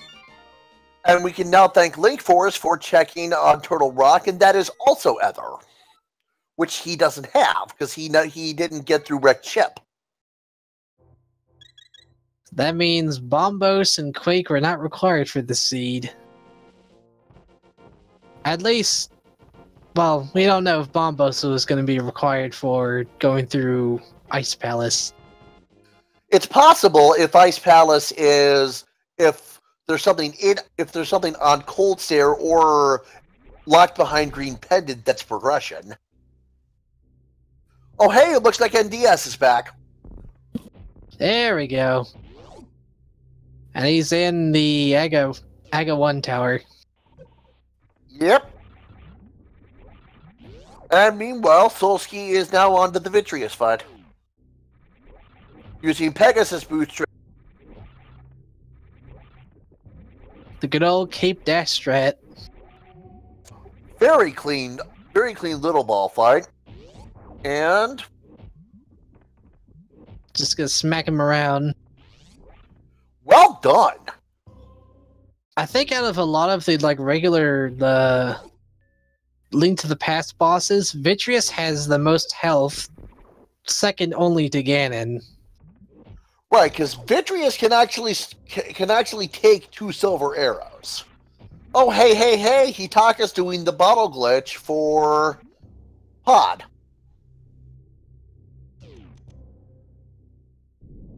Now, I believe that will not permit him to finish the dungeon because there's still the Igor statue you need to shoot. But he can check all of the items, save for the item that the boss would have. Right.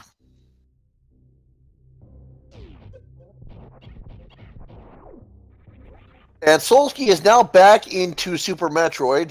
Looks like he's trying to charge a Shine Torch to get out of the Gold Torizo area. There we go. Gets it pretty quick. And he'll probably farm these Rippers for a while because they're basically guaranteed to drop Super Missiles. But he's also got charge plasma, and that does a lot of damage to Ridley. Right. So if anything, he'll get just enough to like just get through this area, but he's not gonna like just farm for 30. As I mentioned, I believe Charge Wave Plasma does 600 damage.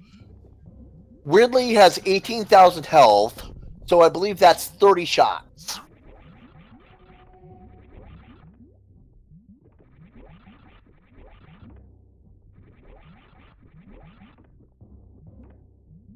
Oh, I think that's, yep. Hitaka found Fire Rod in Pod. Was it behind the Bullock section? Not in the Bowlock section. He fell down to like the lower part there, and that was the chest. Okay, so Pod looks like Pod may also be a required double dip. And there's the flippers at Mickey Mouse Room. Okay, yeah. So yeah, Miss Metroid pointed out that it's that Pod is bow locked. Oh, and he found the mirror too. It was the first chest in there. How did we miss that? Indeed, we did.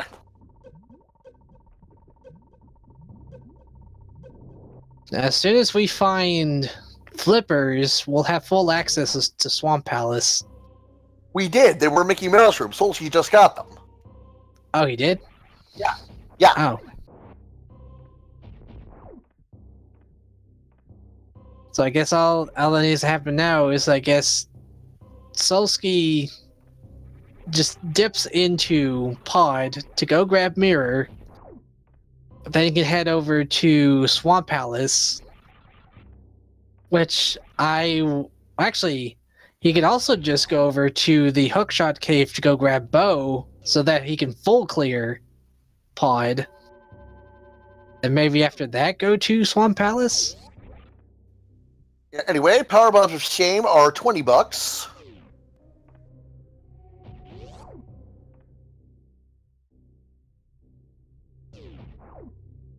Yeah, pretty sure Pet is dead at this point, chat. Too bad. Oh, and Diaz getting his map check in, debating. Sorry, Pansneck, what were you saying? I just now remembered that we still haven't found Hammer. Oh crap, you're right! Yeah, we'll need Hammer for Ice Palace and Pod. Oh, duh! So even when we get Bow, we still won't be able to full clear it.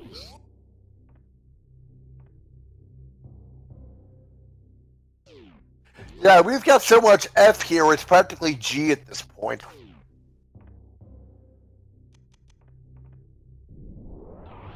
Solsky's in his Ridley fight.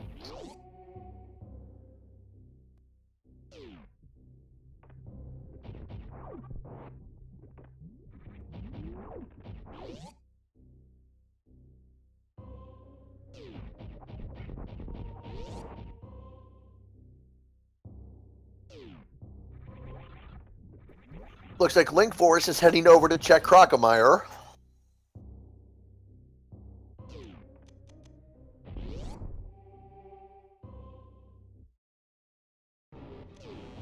Fight's going pretty well for Ridley. Yeah, we're wondering, Zarathan, what did Hitaka leave at Ridley? Dragon.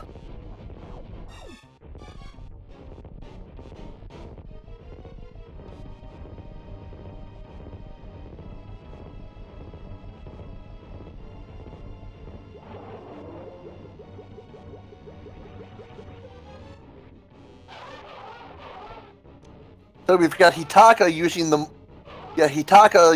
mushroom glitch to check the magic bat. Yeah, Powder has not shown up, so what Hitaka gets here is out of logic. Meanwhile, Solskjaer just got done beating Ridley. Hard piece for Hitaka and Magic Bat, and what does Ridley hold? Missiles.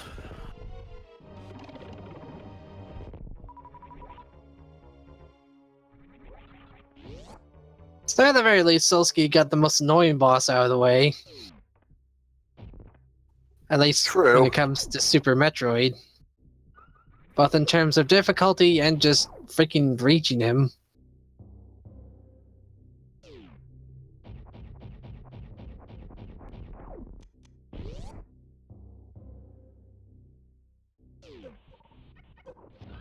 Also, I will be right back as well. I am going to grab a drink and a quick snack. Okie dokie. So in the meantime, we've got NDS making his way through Thieves Town. Link Force just checked Sine Wave Room. Good point, Miss Metroid. NDS may have done Dragon while he was offline. We don't know. I don't think we've seen him back in Super Metroid. Solskjaer is on his way out of the Dragon area. Ridley area. Blue, I cannot talk.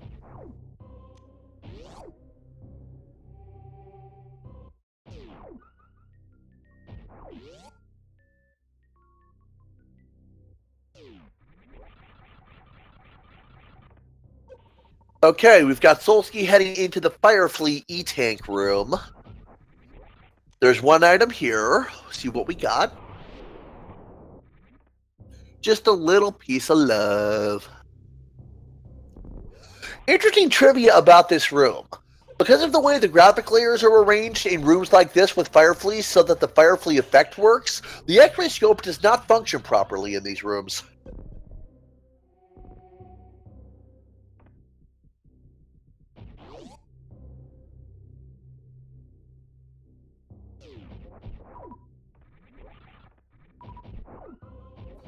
So he uses a spring ball jump to... Okay, yeah, there we go. Uses the spring ball jump to kind of get back out of there in the dark. Is he going to reset the room? Yeah, he's just going to keep going through.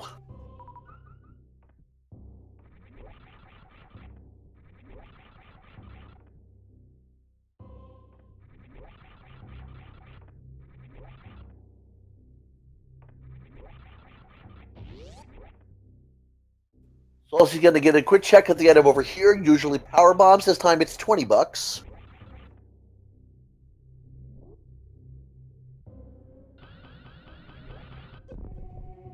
Have we checked the pod big chest? No.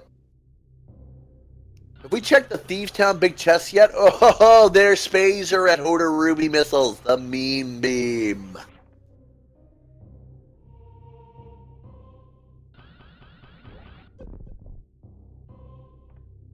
Meanwhile, Hitaka's heading through Skull Woods.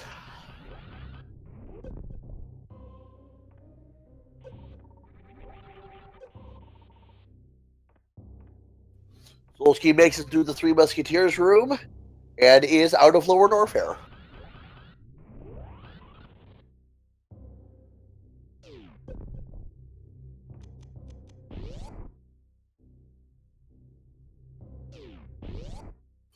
Link Force is checking around. Link Force is heading out of the Crocomire area.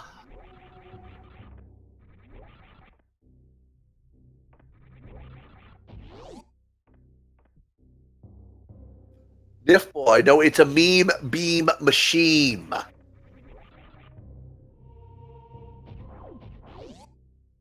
Okay, I'm back. Welcome back.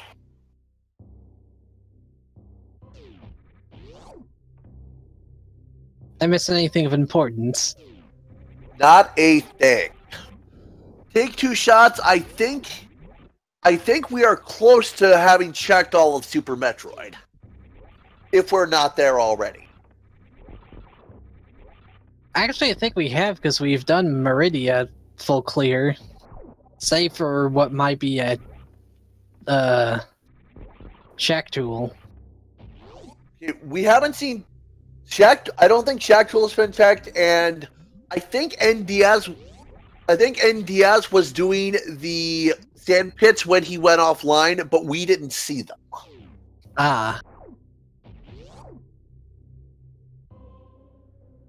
Well, Mothula's down. And dropped a compass. And a crystal. Yeah, Solsky is most likely going to finish Super Metroid now. Oh, one thing you did miss. Spazer was at Hodorumi missiles. Yes, the most important beam upgrade.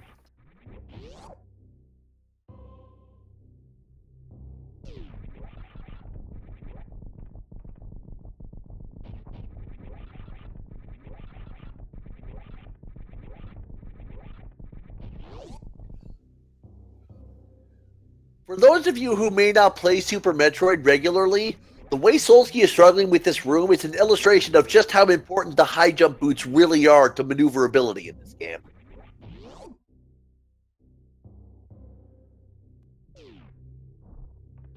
And also just how much that speed booster limits your height a bit.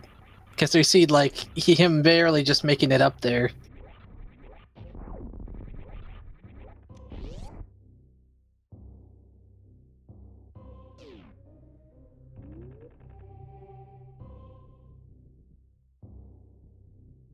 But Diaz getting his type cave check in, finally.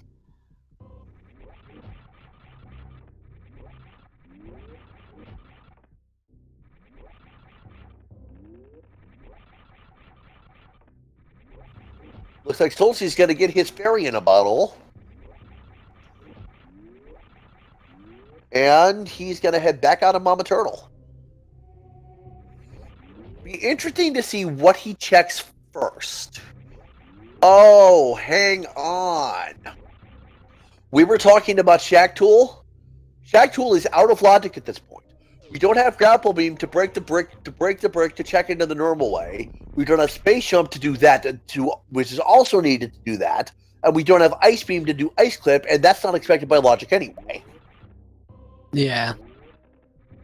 So, Shack Tool's just gonna have to be lonely this time around.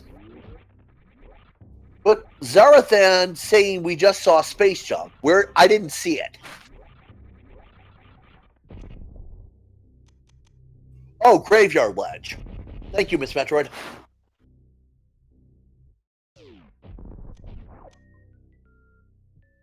They got Hitaka checking K45. $50.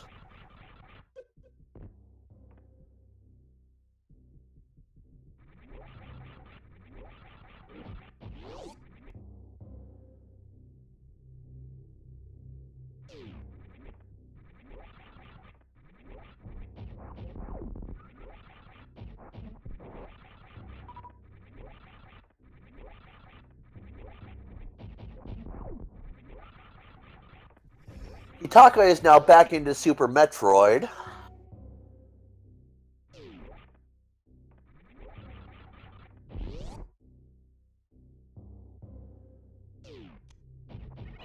And since he's got Space Jump, he won't have to do what Solsky did and do that, the Lava Dive strats to get into Lower Norfair. He can just do, well, Space Jumping. Which is the way the game expects you to do it in the vanilla sequence.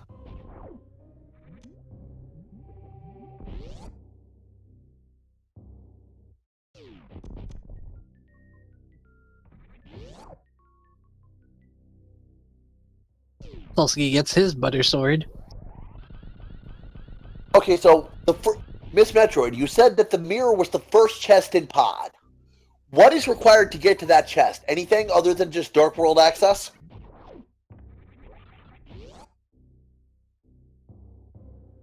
Well, you gotta be Aga.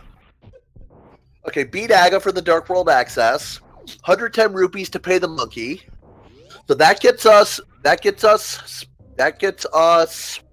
Space Jump and thinking. That gets us Space Jump, and it gets us the Varia suit out of Skull Woods. And also Bow on the little island at Death Mountain. Okay, so yeah, that pod check opened a lot.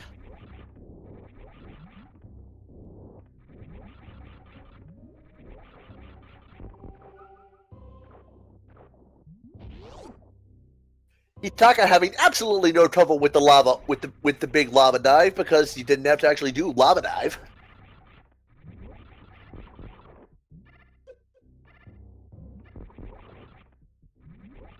Okay, now let's see if Hitaka goes west.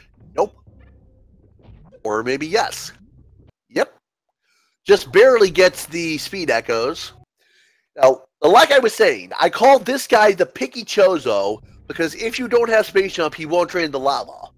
I presume this was a logic catch in the original Super Metroid to account for the fact that there's no sprite for Samus with the screw attack but without Space Jump.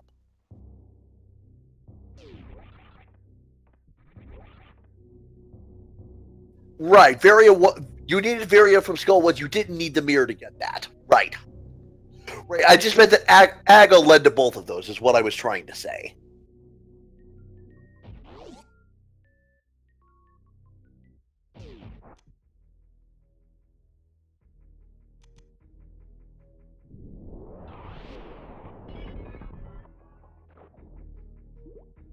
Hitaka gets the reserve tank from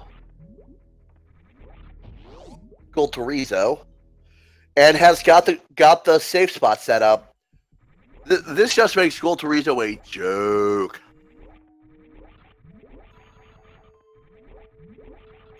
And so, what did Hitaka leave behind? Just missiles. Okay.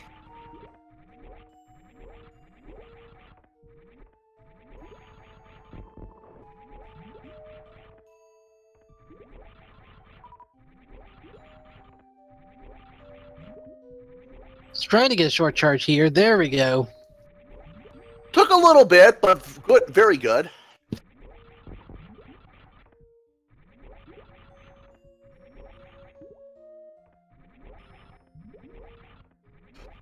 This is... Ooh, that's a tricky wall jump. Gotta hit that pretty much as low as you can. Ooh, Checkerboard Cave is the high jump boots for Super Metroid.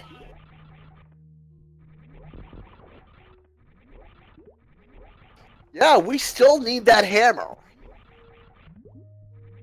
Somewhere.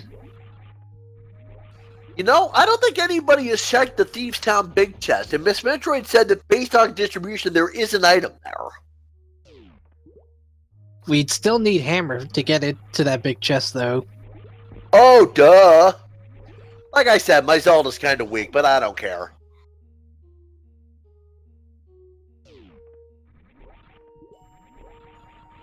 Oh! Okay, I think Solstice's Lower Warfare might have been in London, because I just saw NDS going for a Shine Spark strat. I forgot that was the thing you can do, although it's a very tight Shine Spark. So I'm gonna do lava dive strats instead. So we've got Hitaka into Desert. Let's see what... I don't think we've seen Desert yet, so let's see what's here. Big key on the torch, so that was definitely boost locked.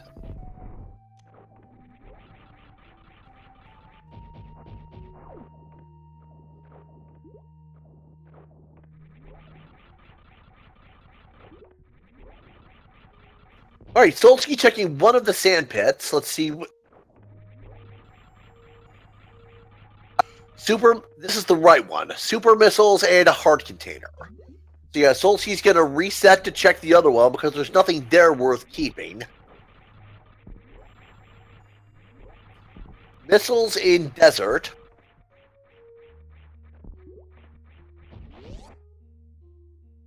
Madagascar Dave pointing out that the charge is not in logic because it's a short charge. So you are right.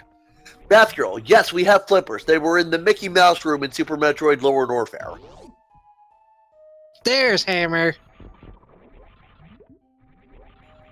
Desert? Hammers in Desert Palace.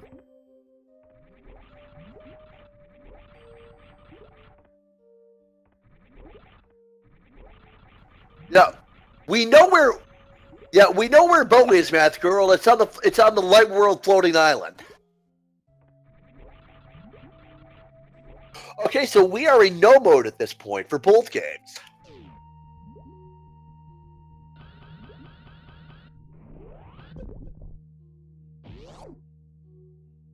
Got and Diaz getting his gold Torizo on.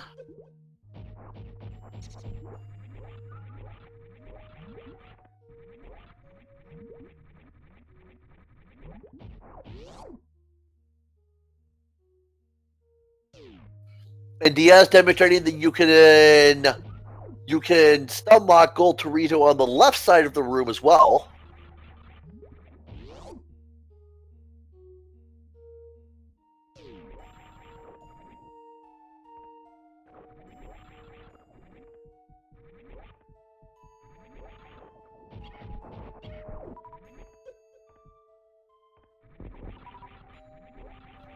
Okay, so I think Solsky's got the most done at this point. What do you think he does next?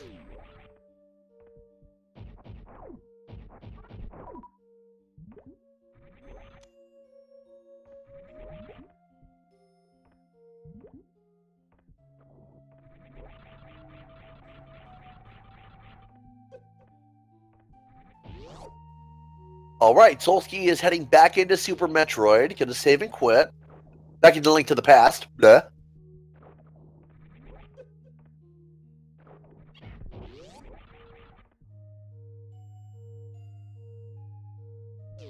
Rob Spewak, yeah, Floating Island.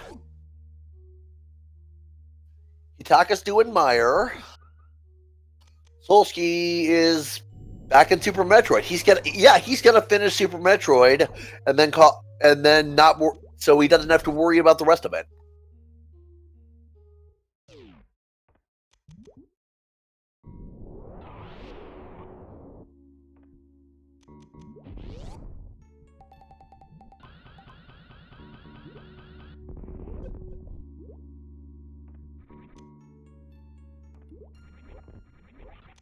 Link Force gets his creamy, delicious golden butter sword. And Diaz is making his way through Misery Mire, as is Hitaka.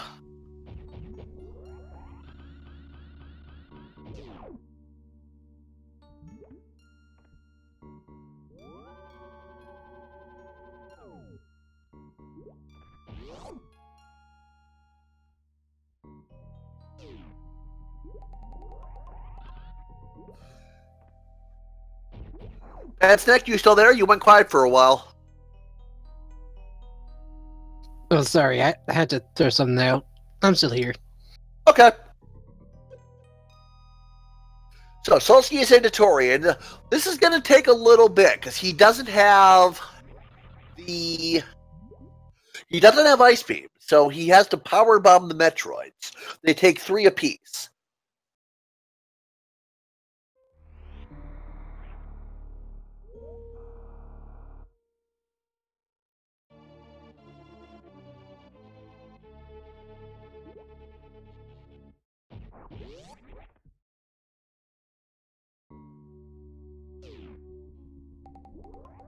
So I don't think Solsky checked the left sand pit, although there's really not much point because we know where everything we need is. I think someone did check left sandpit at some point, and the items all there were just kind of crap. Okay, if it was checked, I didn't see it. I think it was like an energy tank and a heart piece. Yeah, okay, at this point, yeah, and then the right one was super missiles and a heart container. And Solsky doesn't need any more health because he's got like almost full energy tanks. And since Solsky does not have the high jump, he can't do the baby skip here. I think he can, it's just much harder.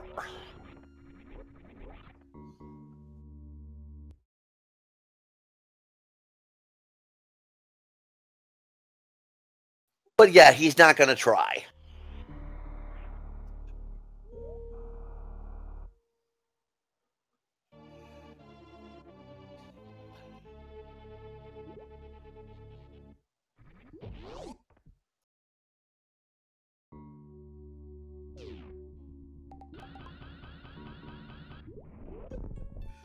remove Rem. In the vanilla sequence, you would definitely have Ice Beam. Just is other than freezing the Metroids and then hitting them with missiles, the only way to damage them is power bombs. But yeah, there's a lot of ways around not needing various items.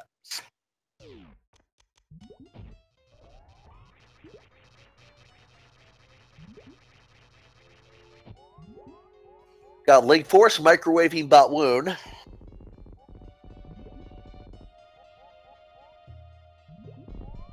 And that's a dead snack. Perhaps even a pan-fried snack? Maybe.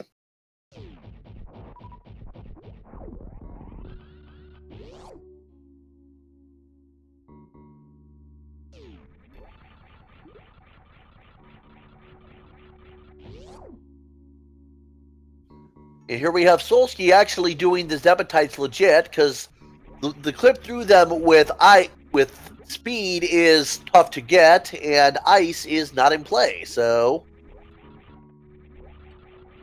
Ataka, meanwhile, finishes up Misery Mire, and Solsky's on his Mother Brain fight. Mother Brain has 18,000 health, takes normal damage from everything, so I believe that's going to be 750, 4, 3,000, 4 times 6, 24 shots.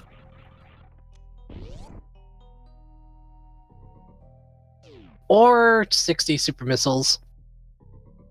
Which also he doesn't have anywhere near.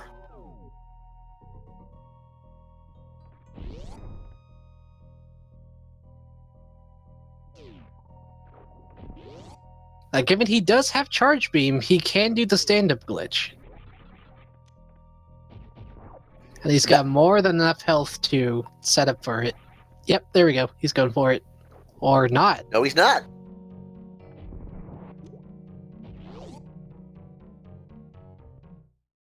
Wonder why he's not going for it. Good question.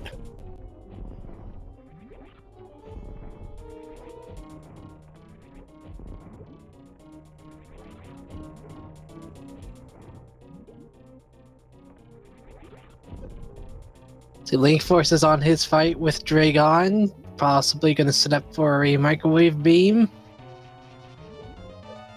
Oh, missed the shot there, but he's got another chance for it. Oh, he's a bit too slow there.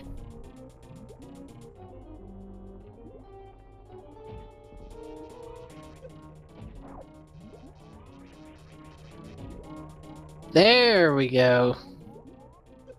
Though that wasn't quite enough damage.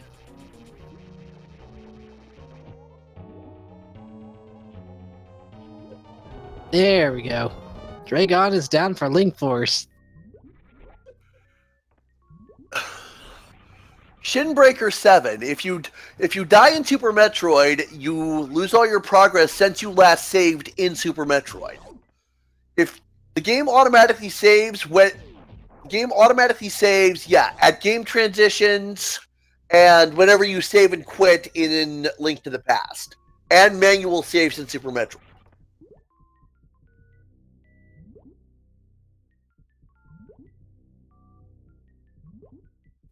As your Koopa, the way the microwave strat it basically makes the plasma beam shot register multiple hits. Like right there on one of the metal pirates.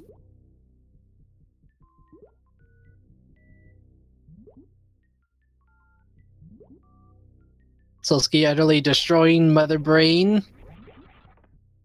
And a 1G in chat for Solsky for beating Mother Brain. Yeah, the Hyper Beam does 1,000 damage, and Mother Brain's third phase there has 36,000 health. So that's 36 shots. Yep. And unfortunately, or perhaps fortunately, since Solsky is finishing Super Metroid first, the way the escape cuts off means he's not going to be able to even try to save the animals.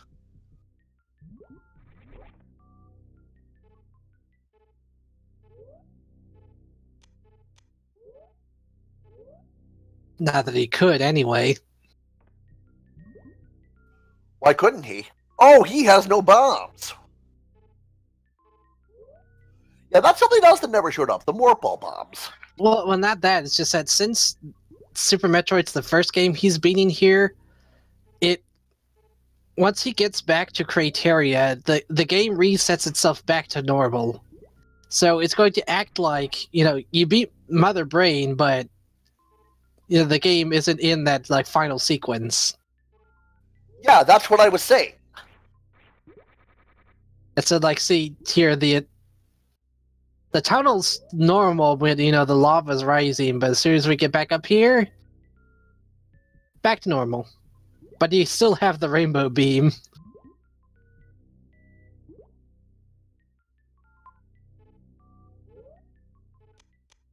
Or if we base it on Mother Brain's motif of having having food-based attacks, we could call it the steak fry beam.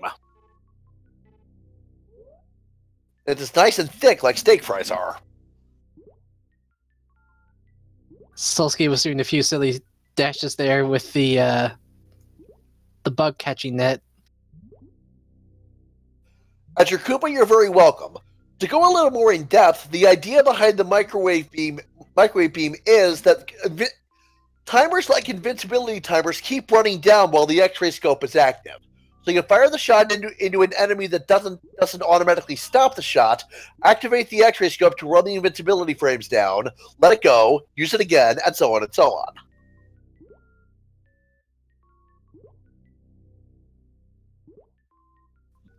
Solsky finally heading to Palace of Darkness. Well, at long last.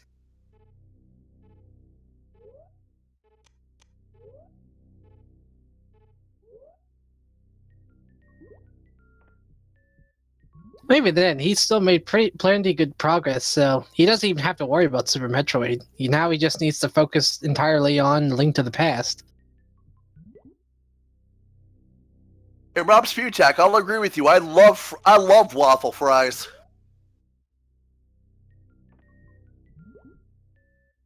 Now, when you say steak fries, are you referring to potato wedges? Steak fries, potato wedges, potato. Potato wedges, steak fries, fat fries. It goes by many names. Yeah, in the area I live in, there's a pseudo-local chain called Mr. Hero. Best waffle fries I've ever had. Amazing cheddar sauce, too.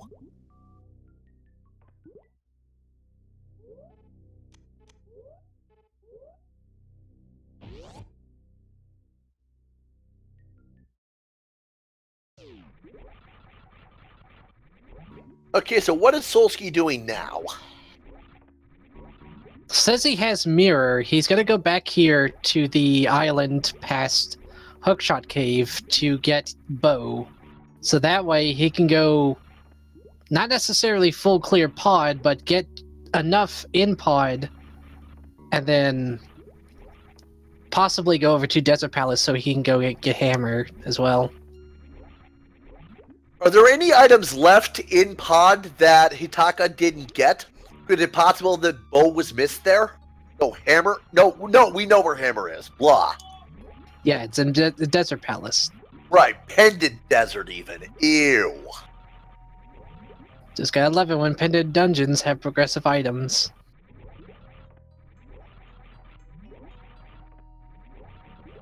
Now, the only problem is that if Solsky wants to get to Desert Palace, because I don't think we found Book of Mudora anywhere, have we? We have not. So he has to use the cross-game portal to get to Meyer and then back, and then go to Desert that way. Yeah.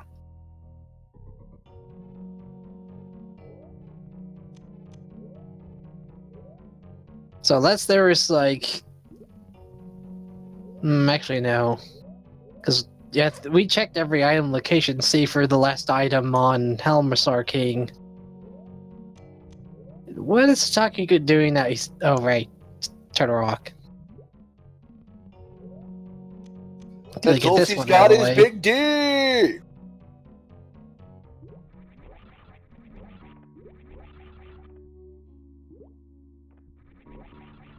Granted, he doesn't have to do Turtle Rock now, although, yeah, because he's got flippers. He could do Ice Palace as well as Swamp Palace. I wonder why he's doing this one next. Where is Solsky going now? That is a good question.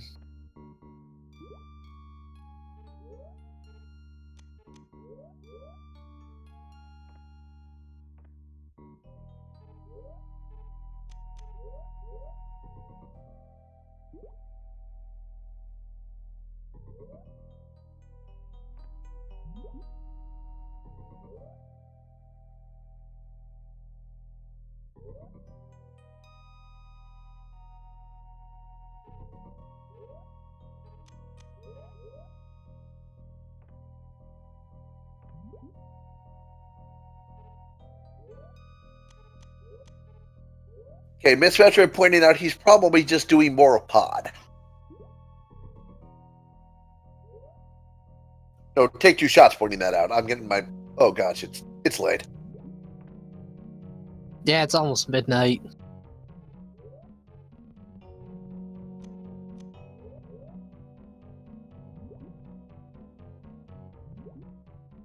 Link Force struggling with the gravity jump, trying to get out of Dragon. And Diaz checking the Firefly E-Tank.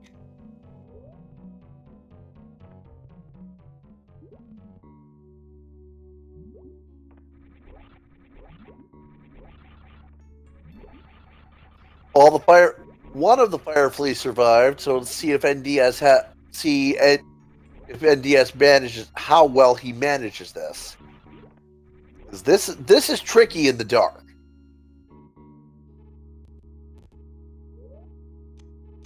And unfortunately, he doesn't have space jump. But he does have normal bombs. Where were those? Huh.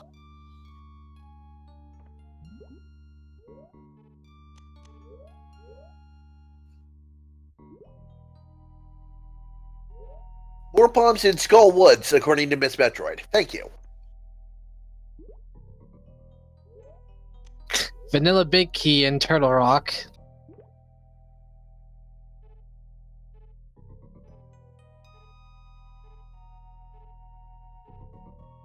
And then Diaz makes it out of the Firefly area. Yeah, that is so hard in the dark. You would think Samus would have night vision in those visors.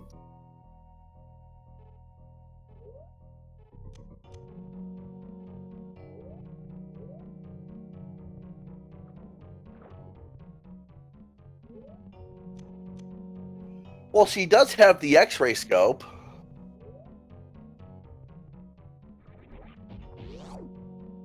Surprisingly, Hitaka is not going to check Mimic Cave.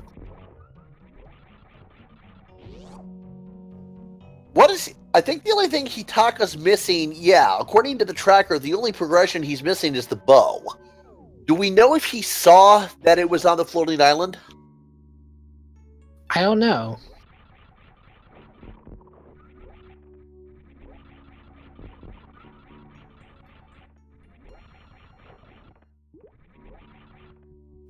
Looks like Link Force finally made it out of Dragon's area. The gravity jump can be tricky if you don't know the timing for the pause.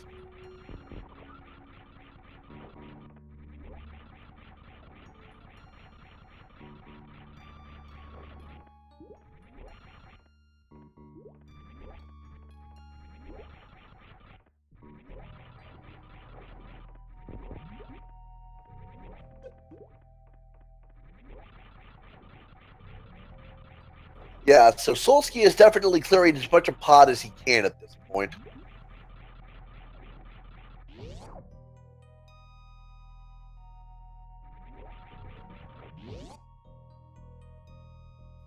Remove Rem. You do not need the flute for Aga 2. It'll work. The sequence there will work without it.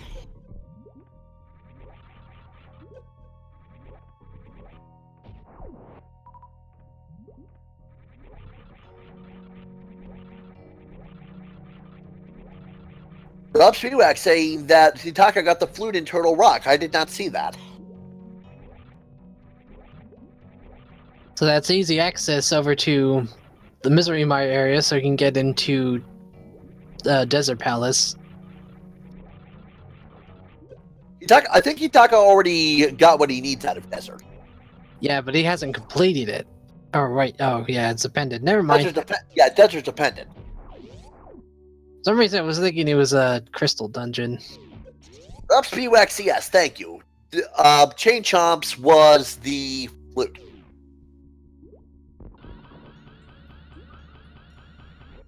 And given that Hitaka's got Golden Sword, it just takes 3 whacks to get rid of those pesky heads on Trinex here. Looks like Link Force is getting ready to check Plasma Beam. Yeah.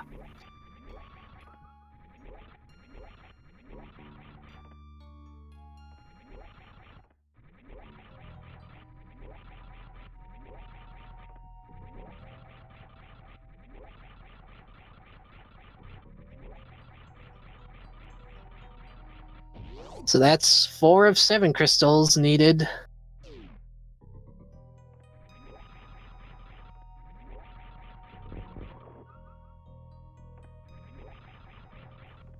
Well, Link Force is very well equipped at this point. I would bet that Link Force is going to head direct ship through the Forgotten Highway, which is the route you're supposed to take to get to Meridia in the vanilla game.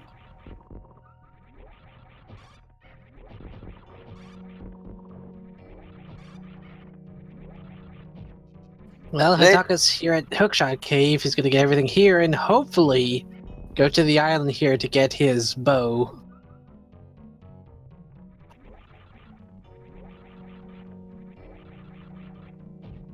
And Diaz is trying to can't do the digging game because he's got the chest following him.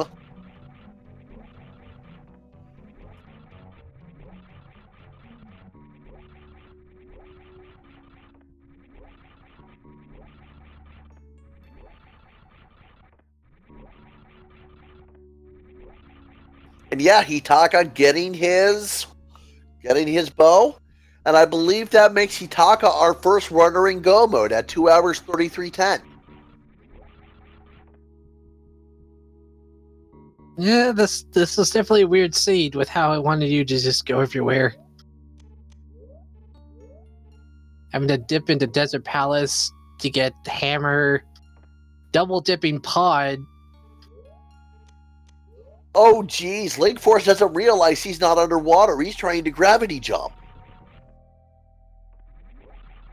Oh, I think he's stuck in here. He very well may be. And yeah, he's just gonna reset. Hey, there's Grappling Beam at Tower of Hera, and that's something. Utterly useless at this point for Solsky since he's pretty much done with Super Metroid. Not pretty much. He is done with Super Metroid. Nothing left to do there for him. He still needs to get his hammer from Desert Palace, but otherwise, I think he's been making pretty good progress here. Yeah, he's got Super Metroid finished. He doesn't need to go back there at all.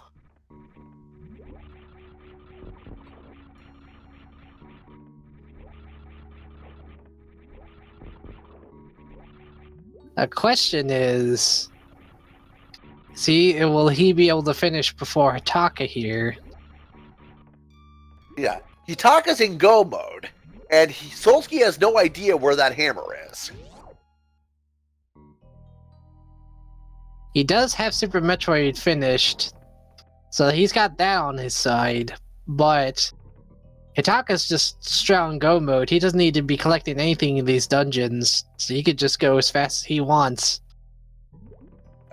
So you see, Link Force here is taking another one of the cross-game portals. This leads to the Ice Realm location, but in the Dark World.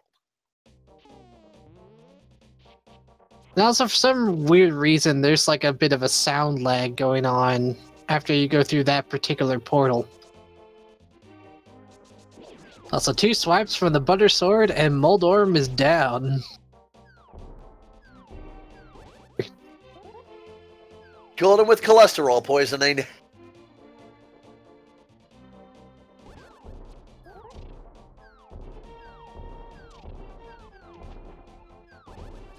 So we've got Hitaka go-moding Swamp Palace, aside from whatever keys he needs.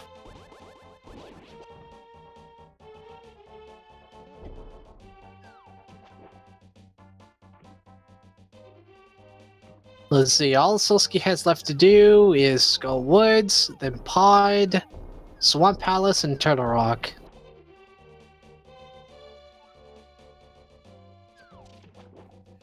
Meanwhile, Hitaka needs to do Hera, Pod. He's doing Swamp Palace right now, so after this, all he's got left is Pod and Hera. Okay.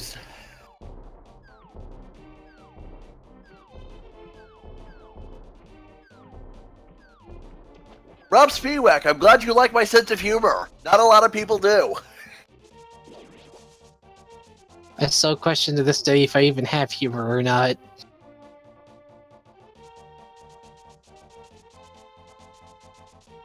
So yeah, Hera, Pod, Swamp, then Agatu and the Ganon fight, and then Torian.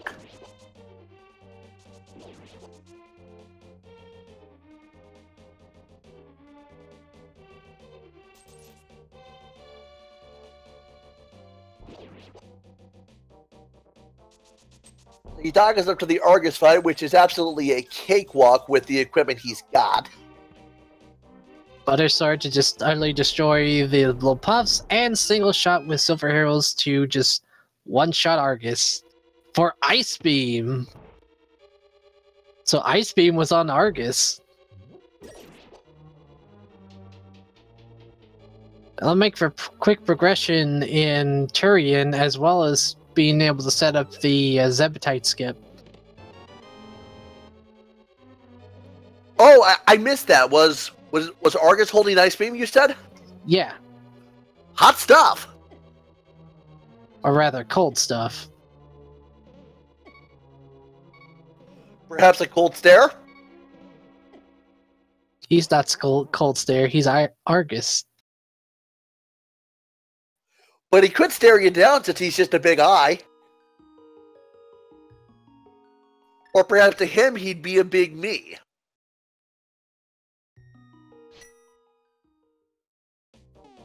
Okay, moving on from my awful sense of humor, Solsky just finished up Mothula.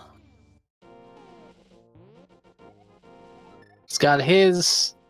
was that 5th crystal? Yeah, 5th crystal.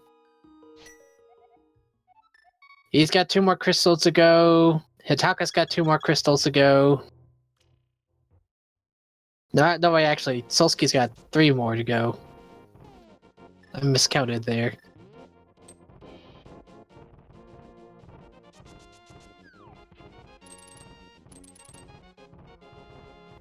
Rob Spiewak, Torian's going to be marginally faster for Hitaka since he got the Ice Beam off of Argus. That's going to make the Metroids much more quick. If he can avoid getting grabbed by them. Because if they grab onto you without Morph Ball bombs, the only way to damage them is Power Bombs.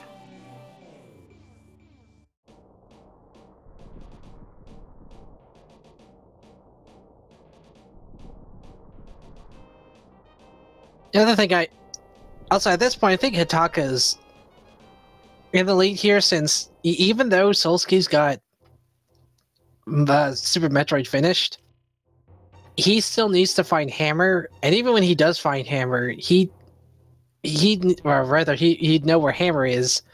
He'd still have to go through Lower Norfair just to wrap around into Misery Mire.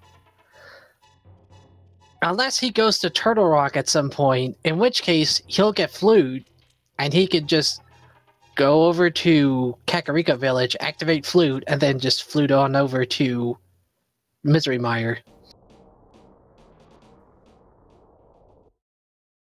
Okay, so we've got NDS checking out Ice Palace. We know there's nothing there. Oh. Okay, that's a good point. You need Hammer for Turok. Never mind. Ooh, yeah. It's not that he can't enter. Like, no, yeah, he can't enter Yeah, it Turok is. without Hammer. You have to hammer the peg to hit the war point to get to the medallion pedestal. Yeah, so he's still pretty lucked out. He'll have to loop around via Lower Norfair anyway.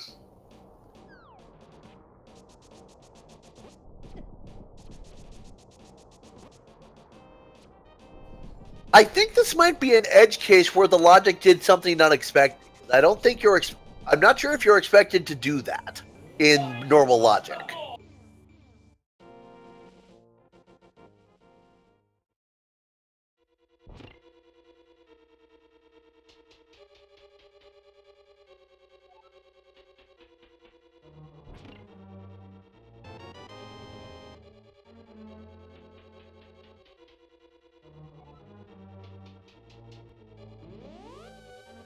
Okay, right. I think the logic would explicitly expect that, at least for the link to the past side of things. Trucker Buzz saying, yeah, it's in, just rarely happens. You're right.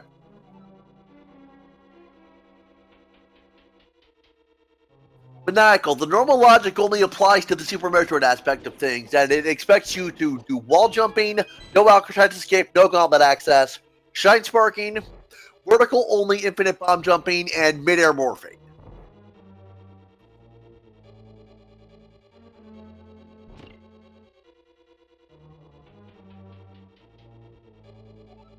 Yeah, the normal Super Metroid logic is based on the casual setting from the tournament randomizer.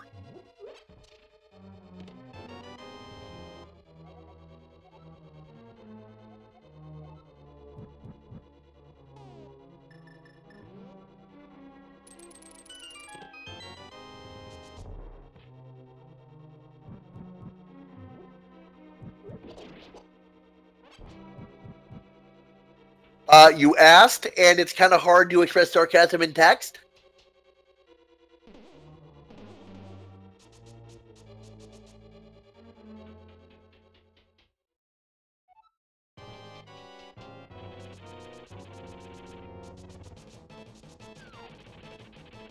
Although, yeah, I did call a couple of your races in the Game Racing Channel's tournament, so yeah, I probably should have known better. Duh.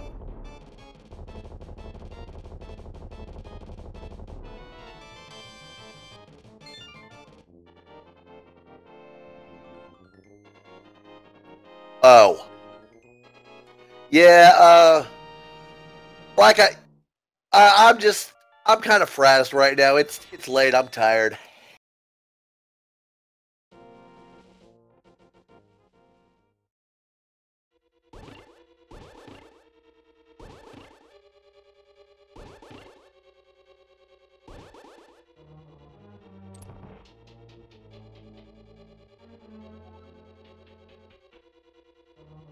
So anyway, Hitaka is over into Tower of Hera. He's not going to bother with the grappling beam because it's even in vanilla Super Metroid you don't need it.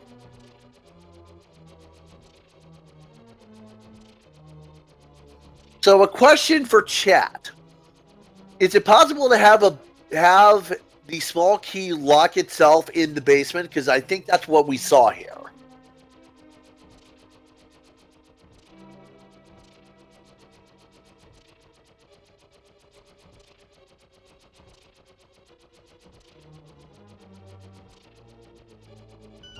Solsky seems very angry at the fact that he found Space Jump there.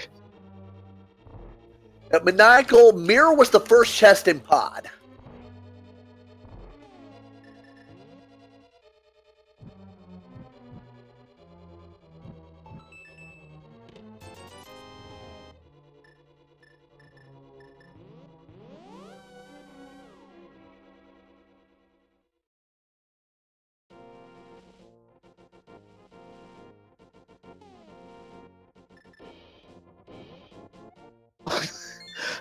What did Taka do there? Why did he mirror in the middle of the Moldorm fight there?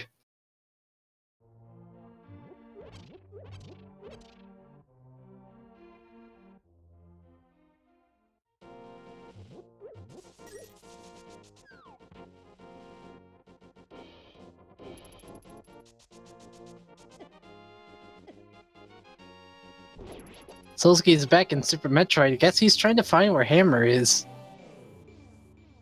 Or no, maybe he's working to loop back around into Misery Mire and go into Desert Palace.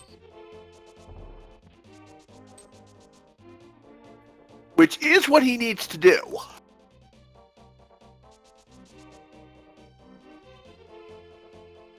It's definitely a long trek through there.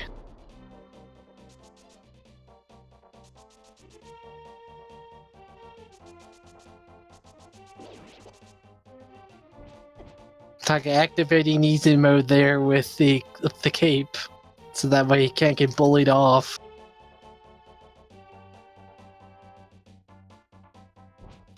Okay, Solsky checking the X-ray scope. He thinks there's something else he thinks there's something in Super Metroid that he missed. Unfortunately, that's not the case. Okay, real quick, there are 22 locations in Ganda's Tower where the big key can be. Let's get some guesses in for it. I'm going to go with mild standby, 4 always wins. I'm gonna guess 9. Also, we missed it. I don't know if you noticed there in the X-ray room, but the X-ray room had the final tunic upgrade.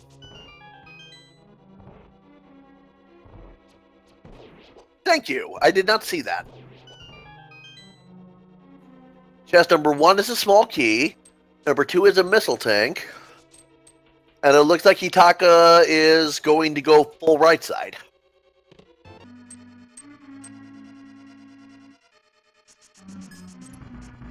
Not stopping for tile room.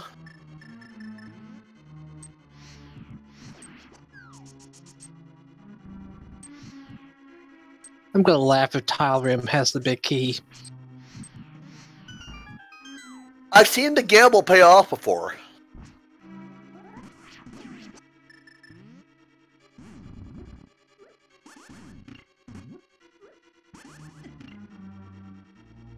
Now, is Kingdom Samaria the only way through that? 3 is the magic powder. 4 is super missiles. I lose. Reserve tank. And the map. No, you can use bombs in that previous room. Okay.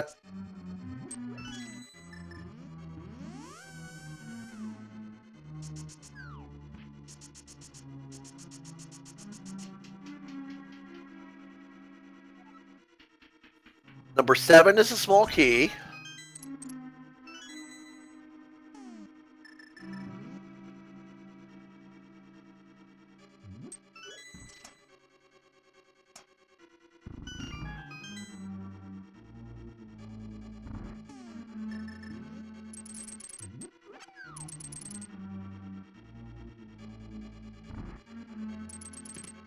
Eight, 9, So I was wrong. 10, 11.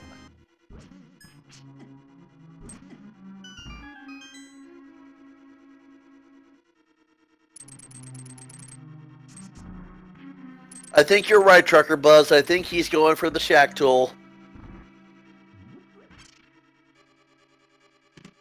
And there it is. Number 12 is the big key.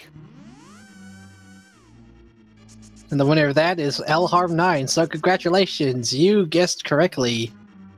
And also Remove Rem guessed correctly as well. It looks like So Lharm9 changed their guess, so Remove Rem is the actual winner. Oh, he did.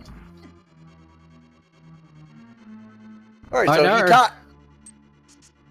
It's Metroid saying, yeah, Metroid wins since she guessed 12 first. Okay. Well, you know what? Both of you are winners, because you both guessed right. Miss Metroid's especially a winner for being kind enough to step in and do the tracking for us, so we'd enough to do it ourselves. I can't imagine anyone doing a both like solo commentary on a 4-way race and doing all the tracking as well. Yeah, wait. During that race I called 2 weeks ago, Cheese and HS and I were tracking for a while before you came in.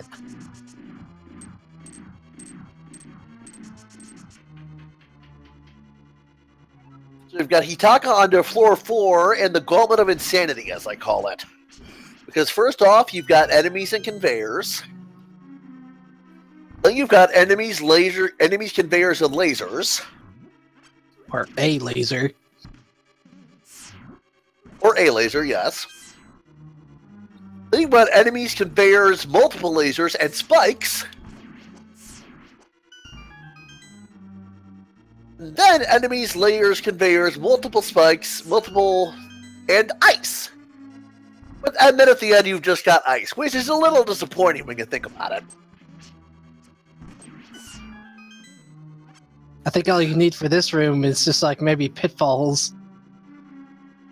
And then it would be the ultimate crap room. Right, so Hitaka's onto the land molus 2 fight. 1, 2. Oh, he just misses the 1 cycle.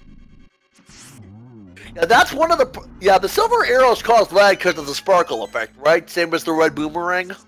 Yeah. And now we get to see Hitaka's prowess as an author, as he writes the Wizrobe Massacres. And given this is Solsky, he's probably just gonna murder Shack Tool once he finds out that this item here is gonna be crap. Though I'd imagine Solsky would murder Shack Tool regardless. And there Hitaka's having a little trouble finishing up the rough draft for the Wizrobe Massacres 2, Electric Boogaloo. I'm sure eventually we'll see the Wizrobe Massacres 3 Tokyo Drift.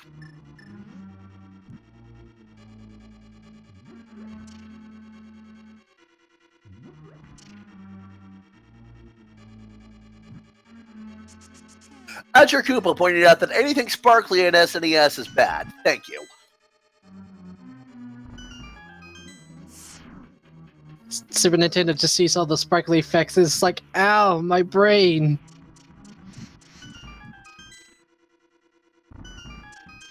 Ah, like Hans Moleman when he requested the push broom rebristling from Monty Burns. And Jack Tool is just super missiles, and Solsky is probably beating his head. And Solsky also commenting in the race chat that this is the worst seed he's ever played. Honestly, I don't blame him for thinking that. It's a shame he didn't get... I would imagine he probably would have like just taken the time to go out of that room just so he could murder Shack Tool. Ooh, Hitaka takes a fall at Moldorm 2. Before he pops on the cape to boot.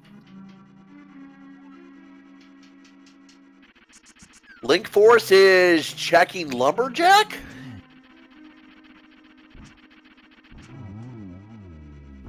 Hitaka takes out Moldorm 2.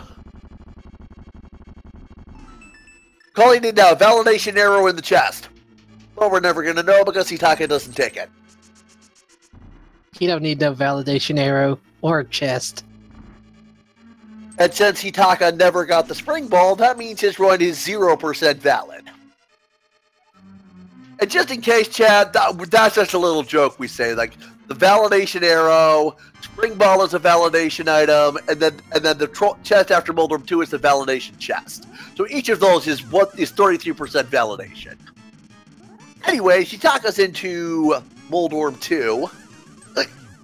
Aga 2! Oh my gosh, I am out of it.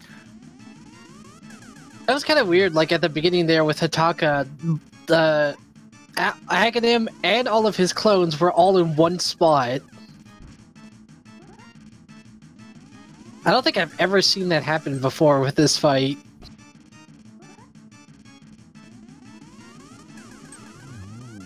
And Aga 2 is down.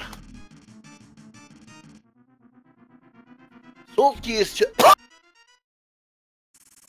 Sorry about that. Anyway, Solsky is checking Ice Palace as Hitaka's heading into the Ganon fight.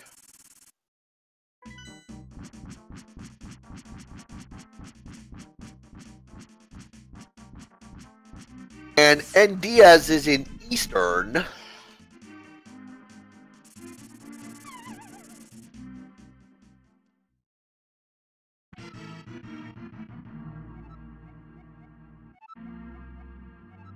Yeah, this is a really crummy room that Solsky's in too. Enemies, the little ghosts coming out of the walls, moving floors, spikes. It's ugly. Meanwhile, Hitaka is absolutely murdering Ganon. It's what, six swipes with the gold sword for each phase? Yep. Well, 4 for this one. Right, because this is a set phase. So it's just six wipes for the first phase, 4 for this one, and then depending on how many shots he gets off of Ganon, I think the most shots you can get off Ganon with, I guess the fake torch glitch is 3. Yeah, 3 sounds right. And there, Hitaka gets that torch glitch, which you do by relighting the left torch before the right torch goes out. That way the right torch will never go out.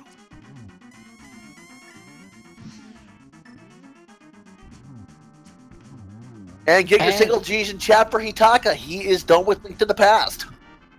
Yeah.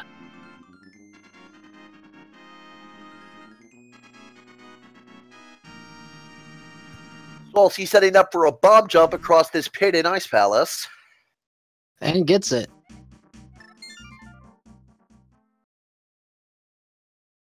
To allow him access to the Run source. No, the book has not been found.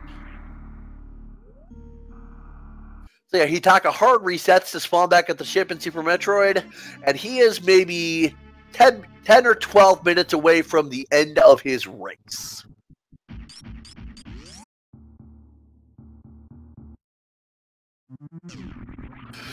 He will need to remember to turn that ice beam on manually since he found it in Link to the Past, not Super Metroid.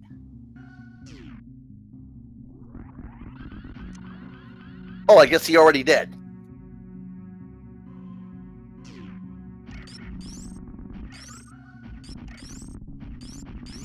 Yeah, Azure Koopa, the bridge is the final boss in the same way that the ladder in Metal Gear Solid 3 Snake Eater is a boss.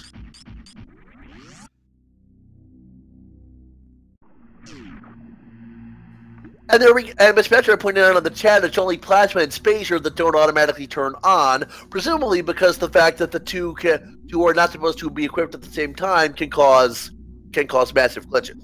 Thank you. Learn something new every day. Beam. Or the time-space beam, which is also tons of fun to just goof around with. The murder beam not only murders your enemies, it murders your game.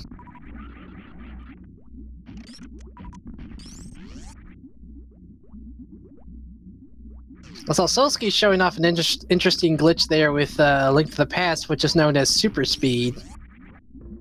If you use dash as well as an item, like hookshot or bow or, I believe, the bug net, while you're going up a stair, or stairs, once you get off of it, you just essentially go really fast.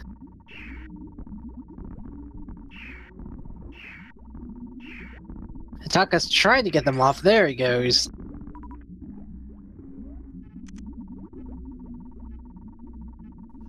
Miss Metroid, flippers were not... Yeah, flippers were in the Mickey Mouse room. Yeah, flippers and Mickey Mouse, maniacal.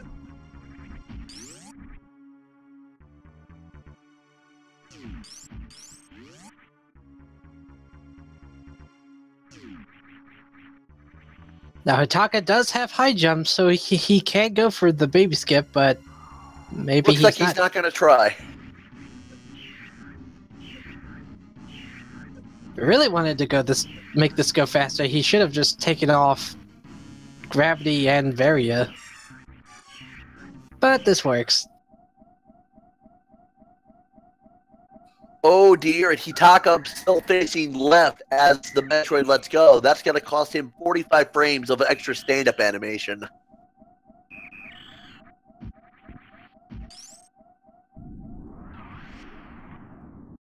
And Hitaka's going to Crystal Flash instead of use the recharge room. He's got more than enough ammo for it. He's got plenty.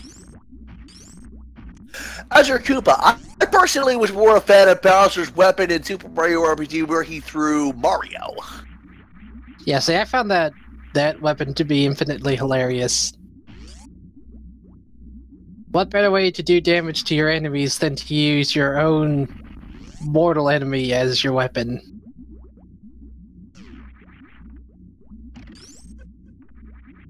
Hitaka gets the ice clip through the Zebetide very cleanly.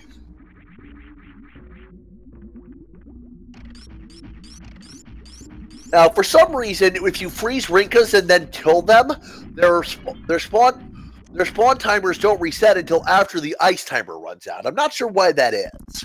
Anyway, that makes Mother Brain 1 a lot easier for Hitaka, and we are maybe 5 minutes from Hitaka finishing. Probably a little bit more than that. I'd say closer to like 10 minutes. Because he's still got to do the escape sequence. The escape sequence takes 90 seconds at best.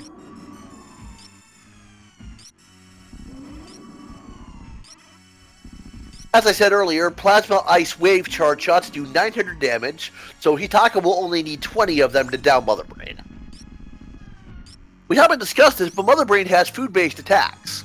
There's the chicken nugget, the french fry, that's the little beam that comes out of her eye, the ketchup, which is that what I like to call that exploding hand ray, and the onion rings, which I don't think Hitaka saw at all. Oh, but here we go. Hitaka's going for the stand-up glitch. Rob Spewax, CS. Saving the animals takes about an extra 25 seconds. Like we were discussing earlier, the hyper beam is big and thick. It's steak fries. Rainbow steak fries.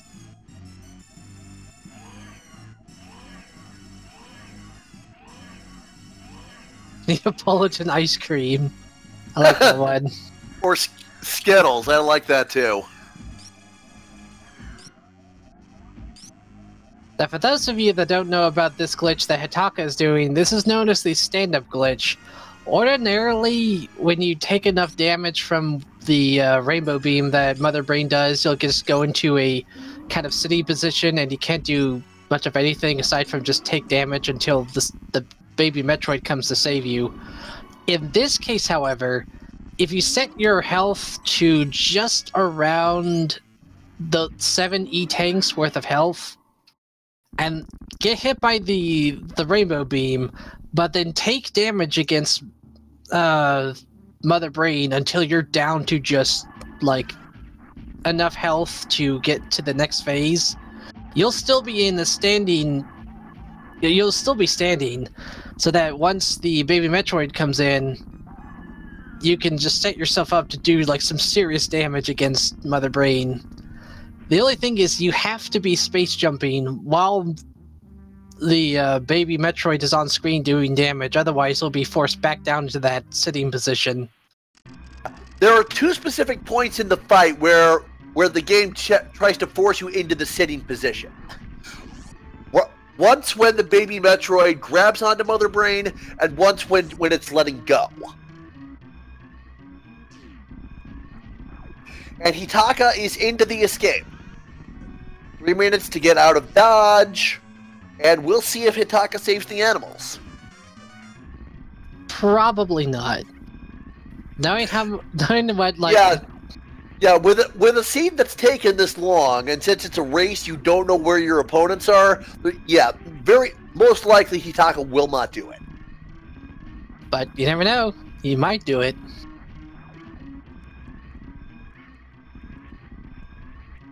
But again, Diaz is in the desert, gonna get his hammer out of this. Still gotta make his way over there, but he's on his way. Link Force gets his ether. So he's got Misery Mire and Turtle Rock open for him.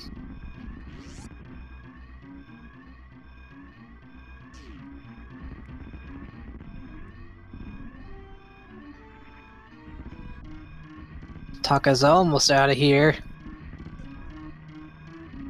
Yet, he's choosing to kill the animals. You monster. Oof. And then And with Hitaka's... that, yeah, Hitaka has finished in first place with a time of 3 hours, 5 minutes, 45 seconds. Well done. GG Hitaka. Now, this seed was an absolute mess.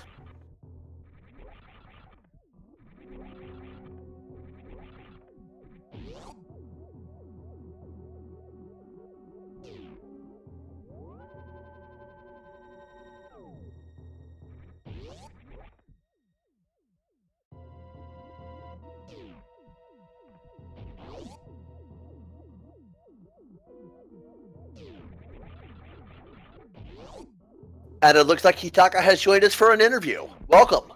Hi. So this seed, this was ridiculous. I mean, I didn't think it was that bad, other than Aghanim being forced, but like...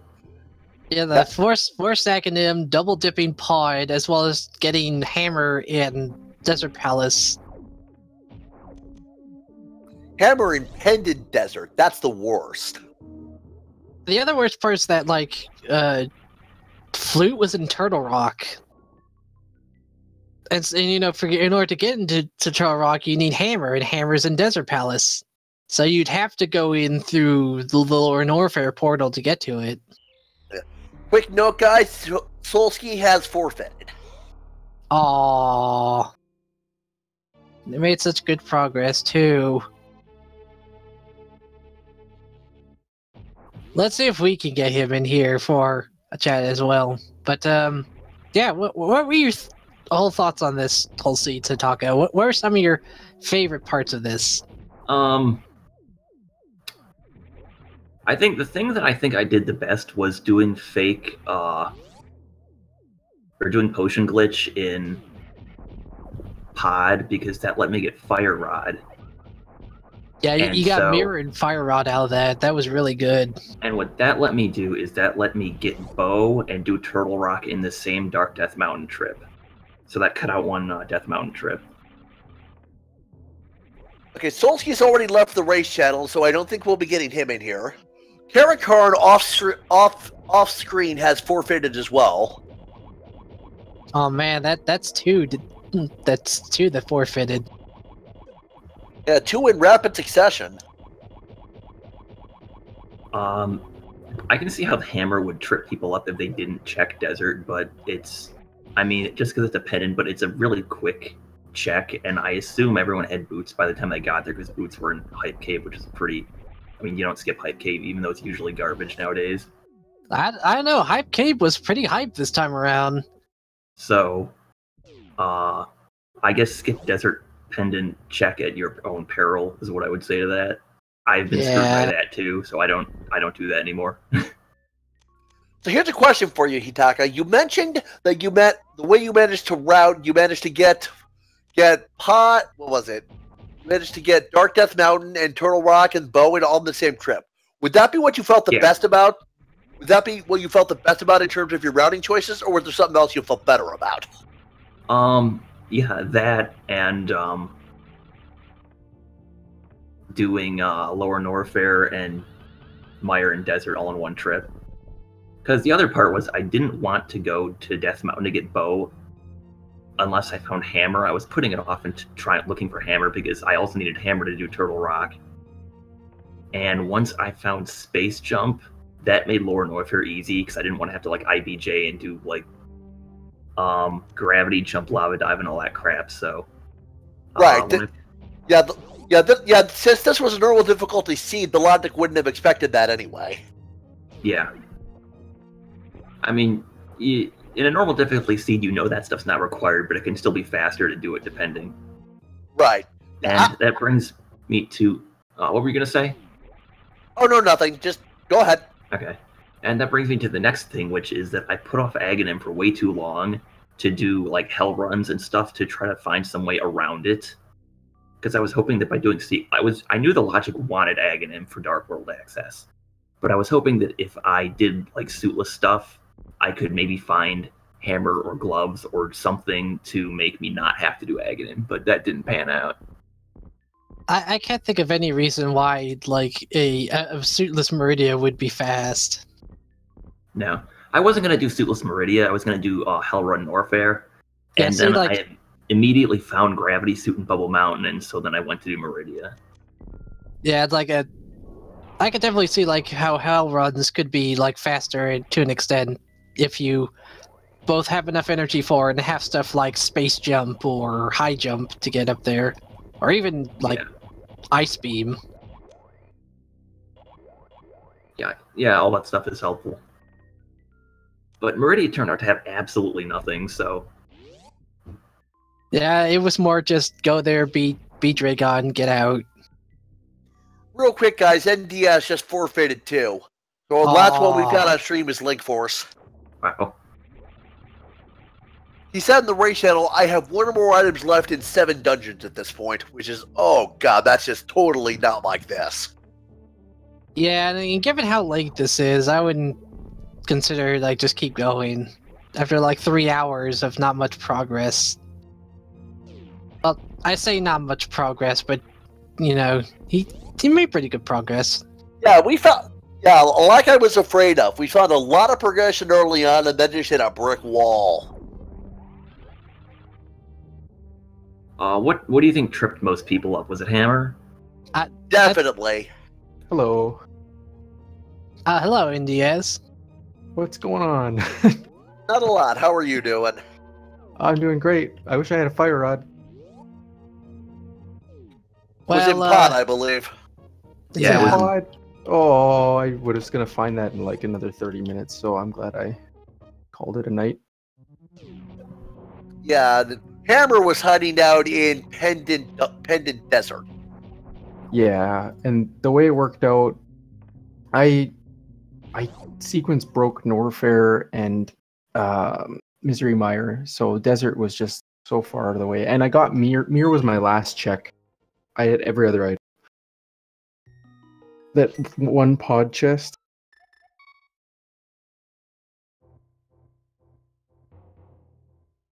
That one pod chest.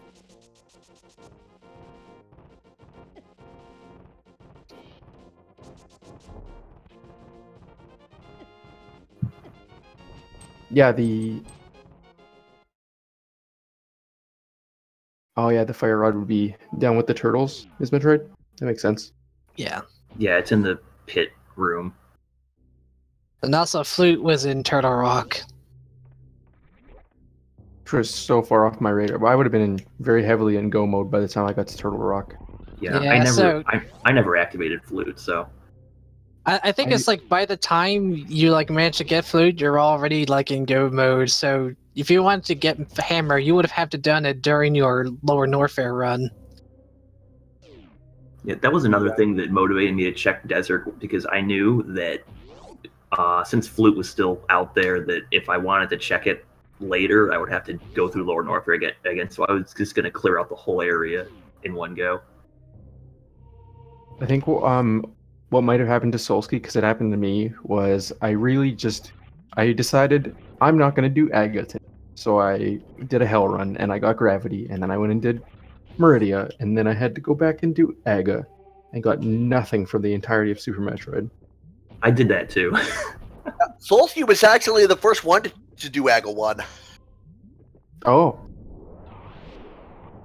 Also, like, I honestly have an item left in 7 dungeons. The amount of dungeons where you had to dip into just to get an item to go somewhere else was a lot. Yeah, I noticed that. Like, was it Varia and Skullwoods? Yeah, Yeah. Barry was in Mirror Skullwoods. Pod. Hammer I in didn't get anything from Desert. Ice. Hype Cave was actually hype today. That was nice. Yeah. Because it had like Kane of Samaria, it had Boots boots and blue mail. And the mail upgrade. Yeah, Solsky found the other mail at the X-ray scope. Yeah. And then Grappling Beam was Tower of Hera basement. Not like you'd need it at that point. Yeah, not so much. I saw it and just noped out. I wasn't grabbing that. I grabbed it because I feared the worst. Microwave beam. Yeah. I think I got... This was like an all microwave seed. I think all the microwave stuff was early enough that you could microwave every boss that it's possible to do it on. Yep. Yeah, Charge Beam was at the Blueprint Star E-Tank. X-Ray Scope was at Mission Impossible. And Plasma Beam was at the dam. Yeah. Meantime, we've got Link Force heading through Lower North here. He's into the Gold Torizo fight at this point. So remind me again, how do you do that little bit like where you can crouch and aim up at the same time? You hold. You just hold L and R. You hold angle and angle down at the same time, and it makes you aim up. Weird, because I've tried to do that. Like I've held L and R like while crouching, but it doesn't allow me to aim up. Are you playing on a keyboard? I play on a controller. Sounds like some kind of input issue. Yeah. If you're using the triggers for L&R and it's X input, that might be the problem. Yeah, I think that I do use X input. So I actually noticed that kind of issue whenever I was playing Banjo-Tooie, because I would try to like do a lock on while I was in the Breagle gun mode, and I couldn't like lock on and fire at the same time. So that might be an X input issue. Yeah, from what I've heard, the way X input does the triggers is the left and right triggers are just like positive and negative on the same axis. So if you push them both, they cancel out, which is that's exactly what it does. Guess I'll have to find a better USB controller then. You could just use the bumpers. True. The Buffalo controllers are really good. I think I paid like $20. I probably do need to get a new controller anyway, because I think the down D-pad of my controller is starting to act up a bit. Oh, yeah. If it's cheaper for you, I invested in an iFixit screwdriver kit. I just open my controllers up and fix them myself. Yeah, I have an old converter box for a DualShock 2 pre-X input. That and a wired official 360 controller are what I use.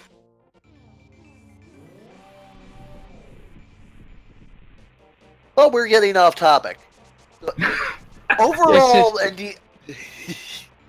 yeah, this was a heck of a seed. It punished me for my habits, which is rushing Super Metroid because I enjoy it. Why does the game punish me for doing what I like? Kamidora is done at 3 hours 17:26 for second place. Nice. At least we had another runner that didn't forfeit. It's more just the time investment. Yeah. Yeah. I think we just have PP Chan who's still racing. And Link Force.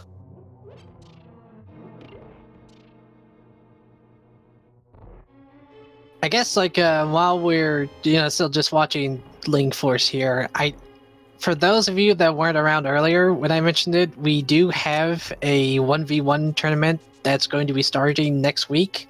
I'll plug it into the chat right now. You can sign up for it there. It's an open tournament, and there's a 750 prize for the top winner of it.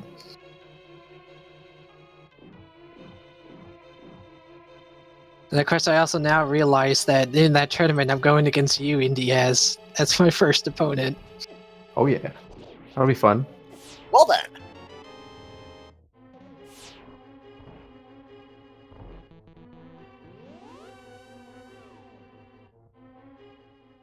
Trying to think.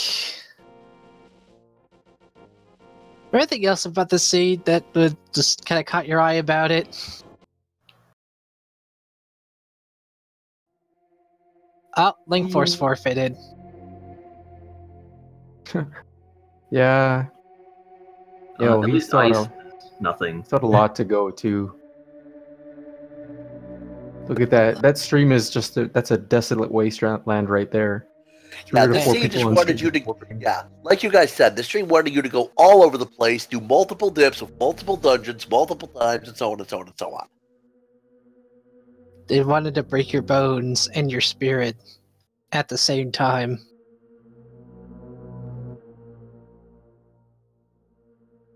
But yeah, GG to you, Hitaka, for being one of the few here to actually complete the seed. We've got, like I said, I think PP-chan is still running, but he or she is the only one left. Yeah.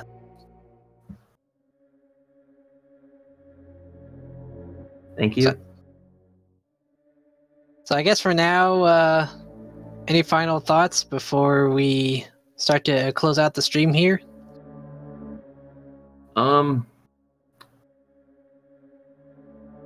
Just good luck to everyone who is entering the tournament that starts next week.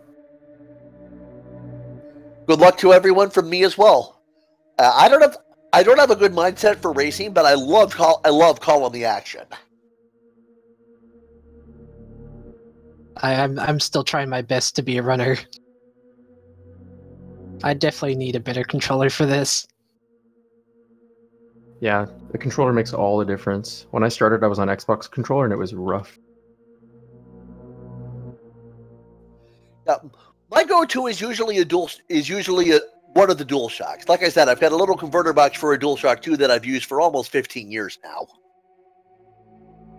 That's a long time. Yeah, it's a trooper. It's, like I said earlier, it's so old it predates the X input standard. At any rate, thank you all for showing up for the stream, and as always, be sure to follow our runners, our fantastic runners for tonight, as well as give a big hand for Miss Metroid doing the wonderful tracking for tonight, and also correcting me and Big Bot on a lot of our any blunders on where the items were.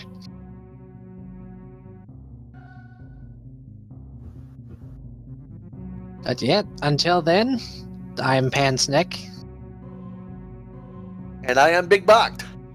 And we will see you all next week. Or rather, next Sunday. See you next mission.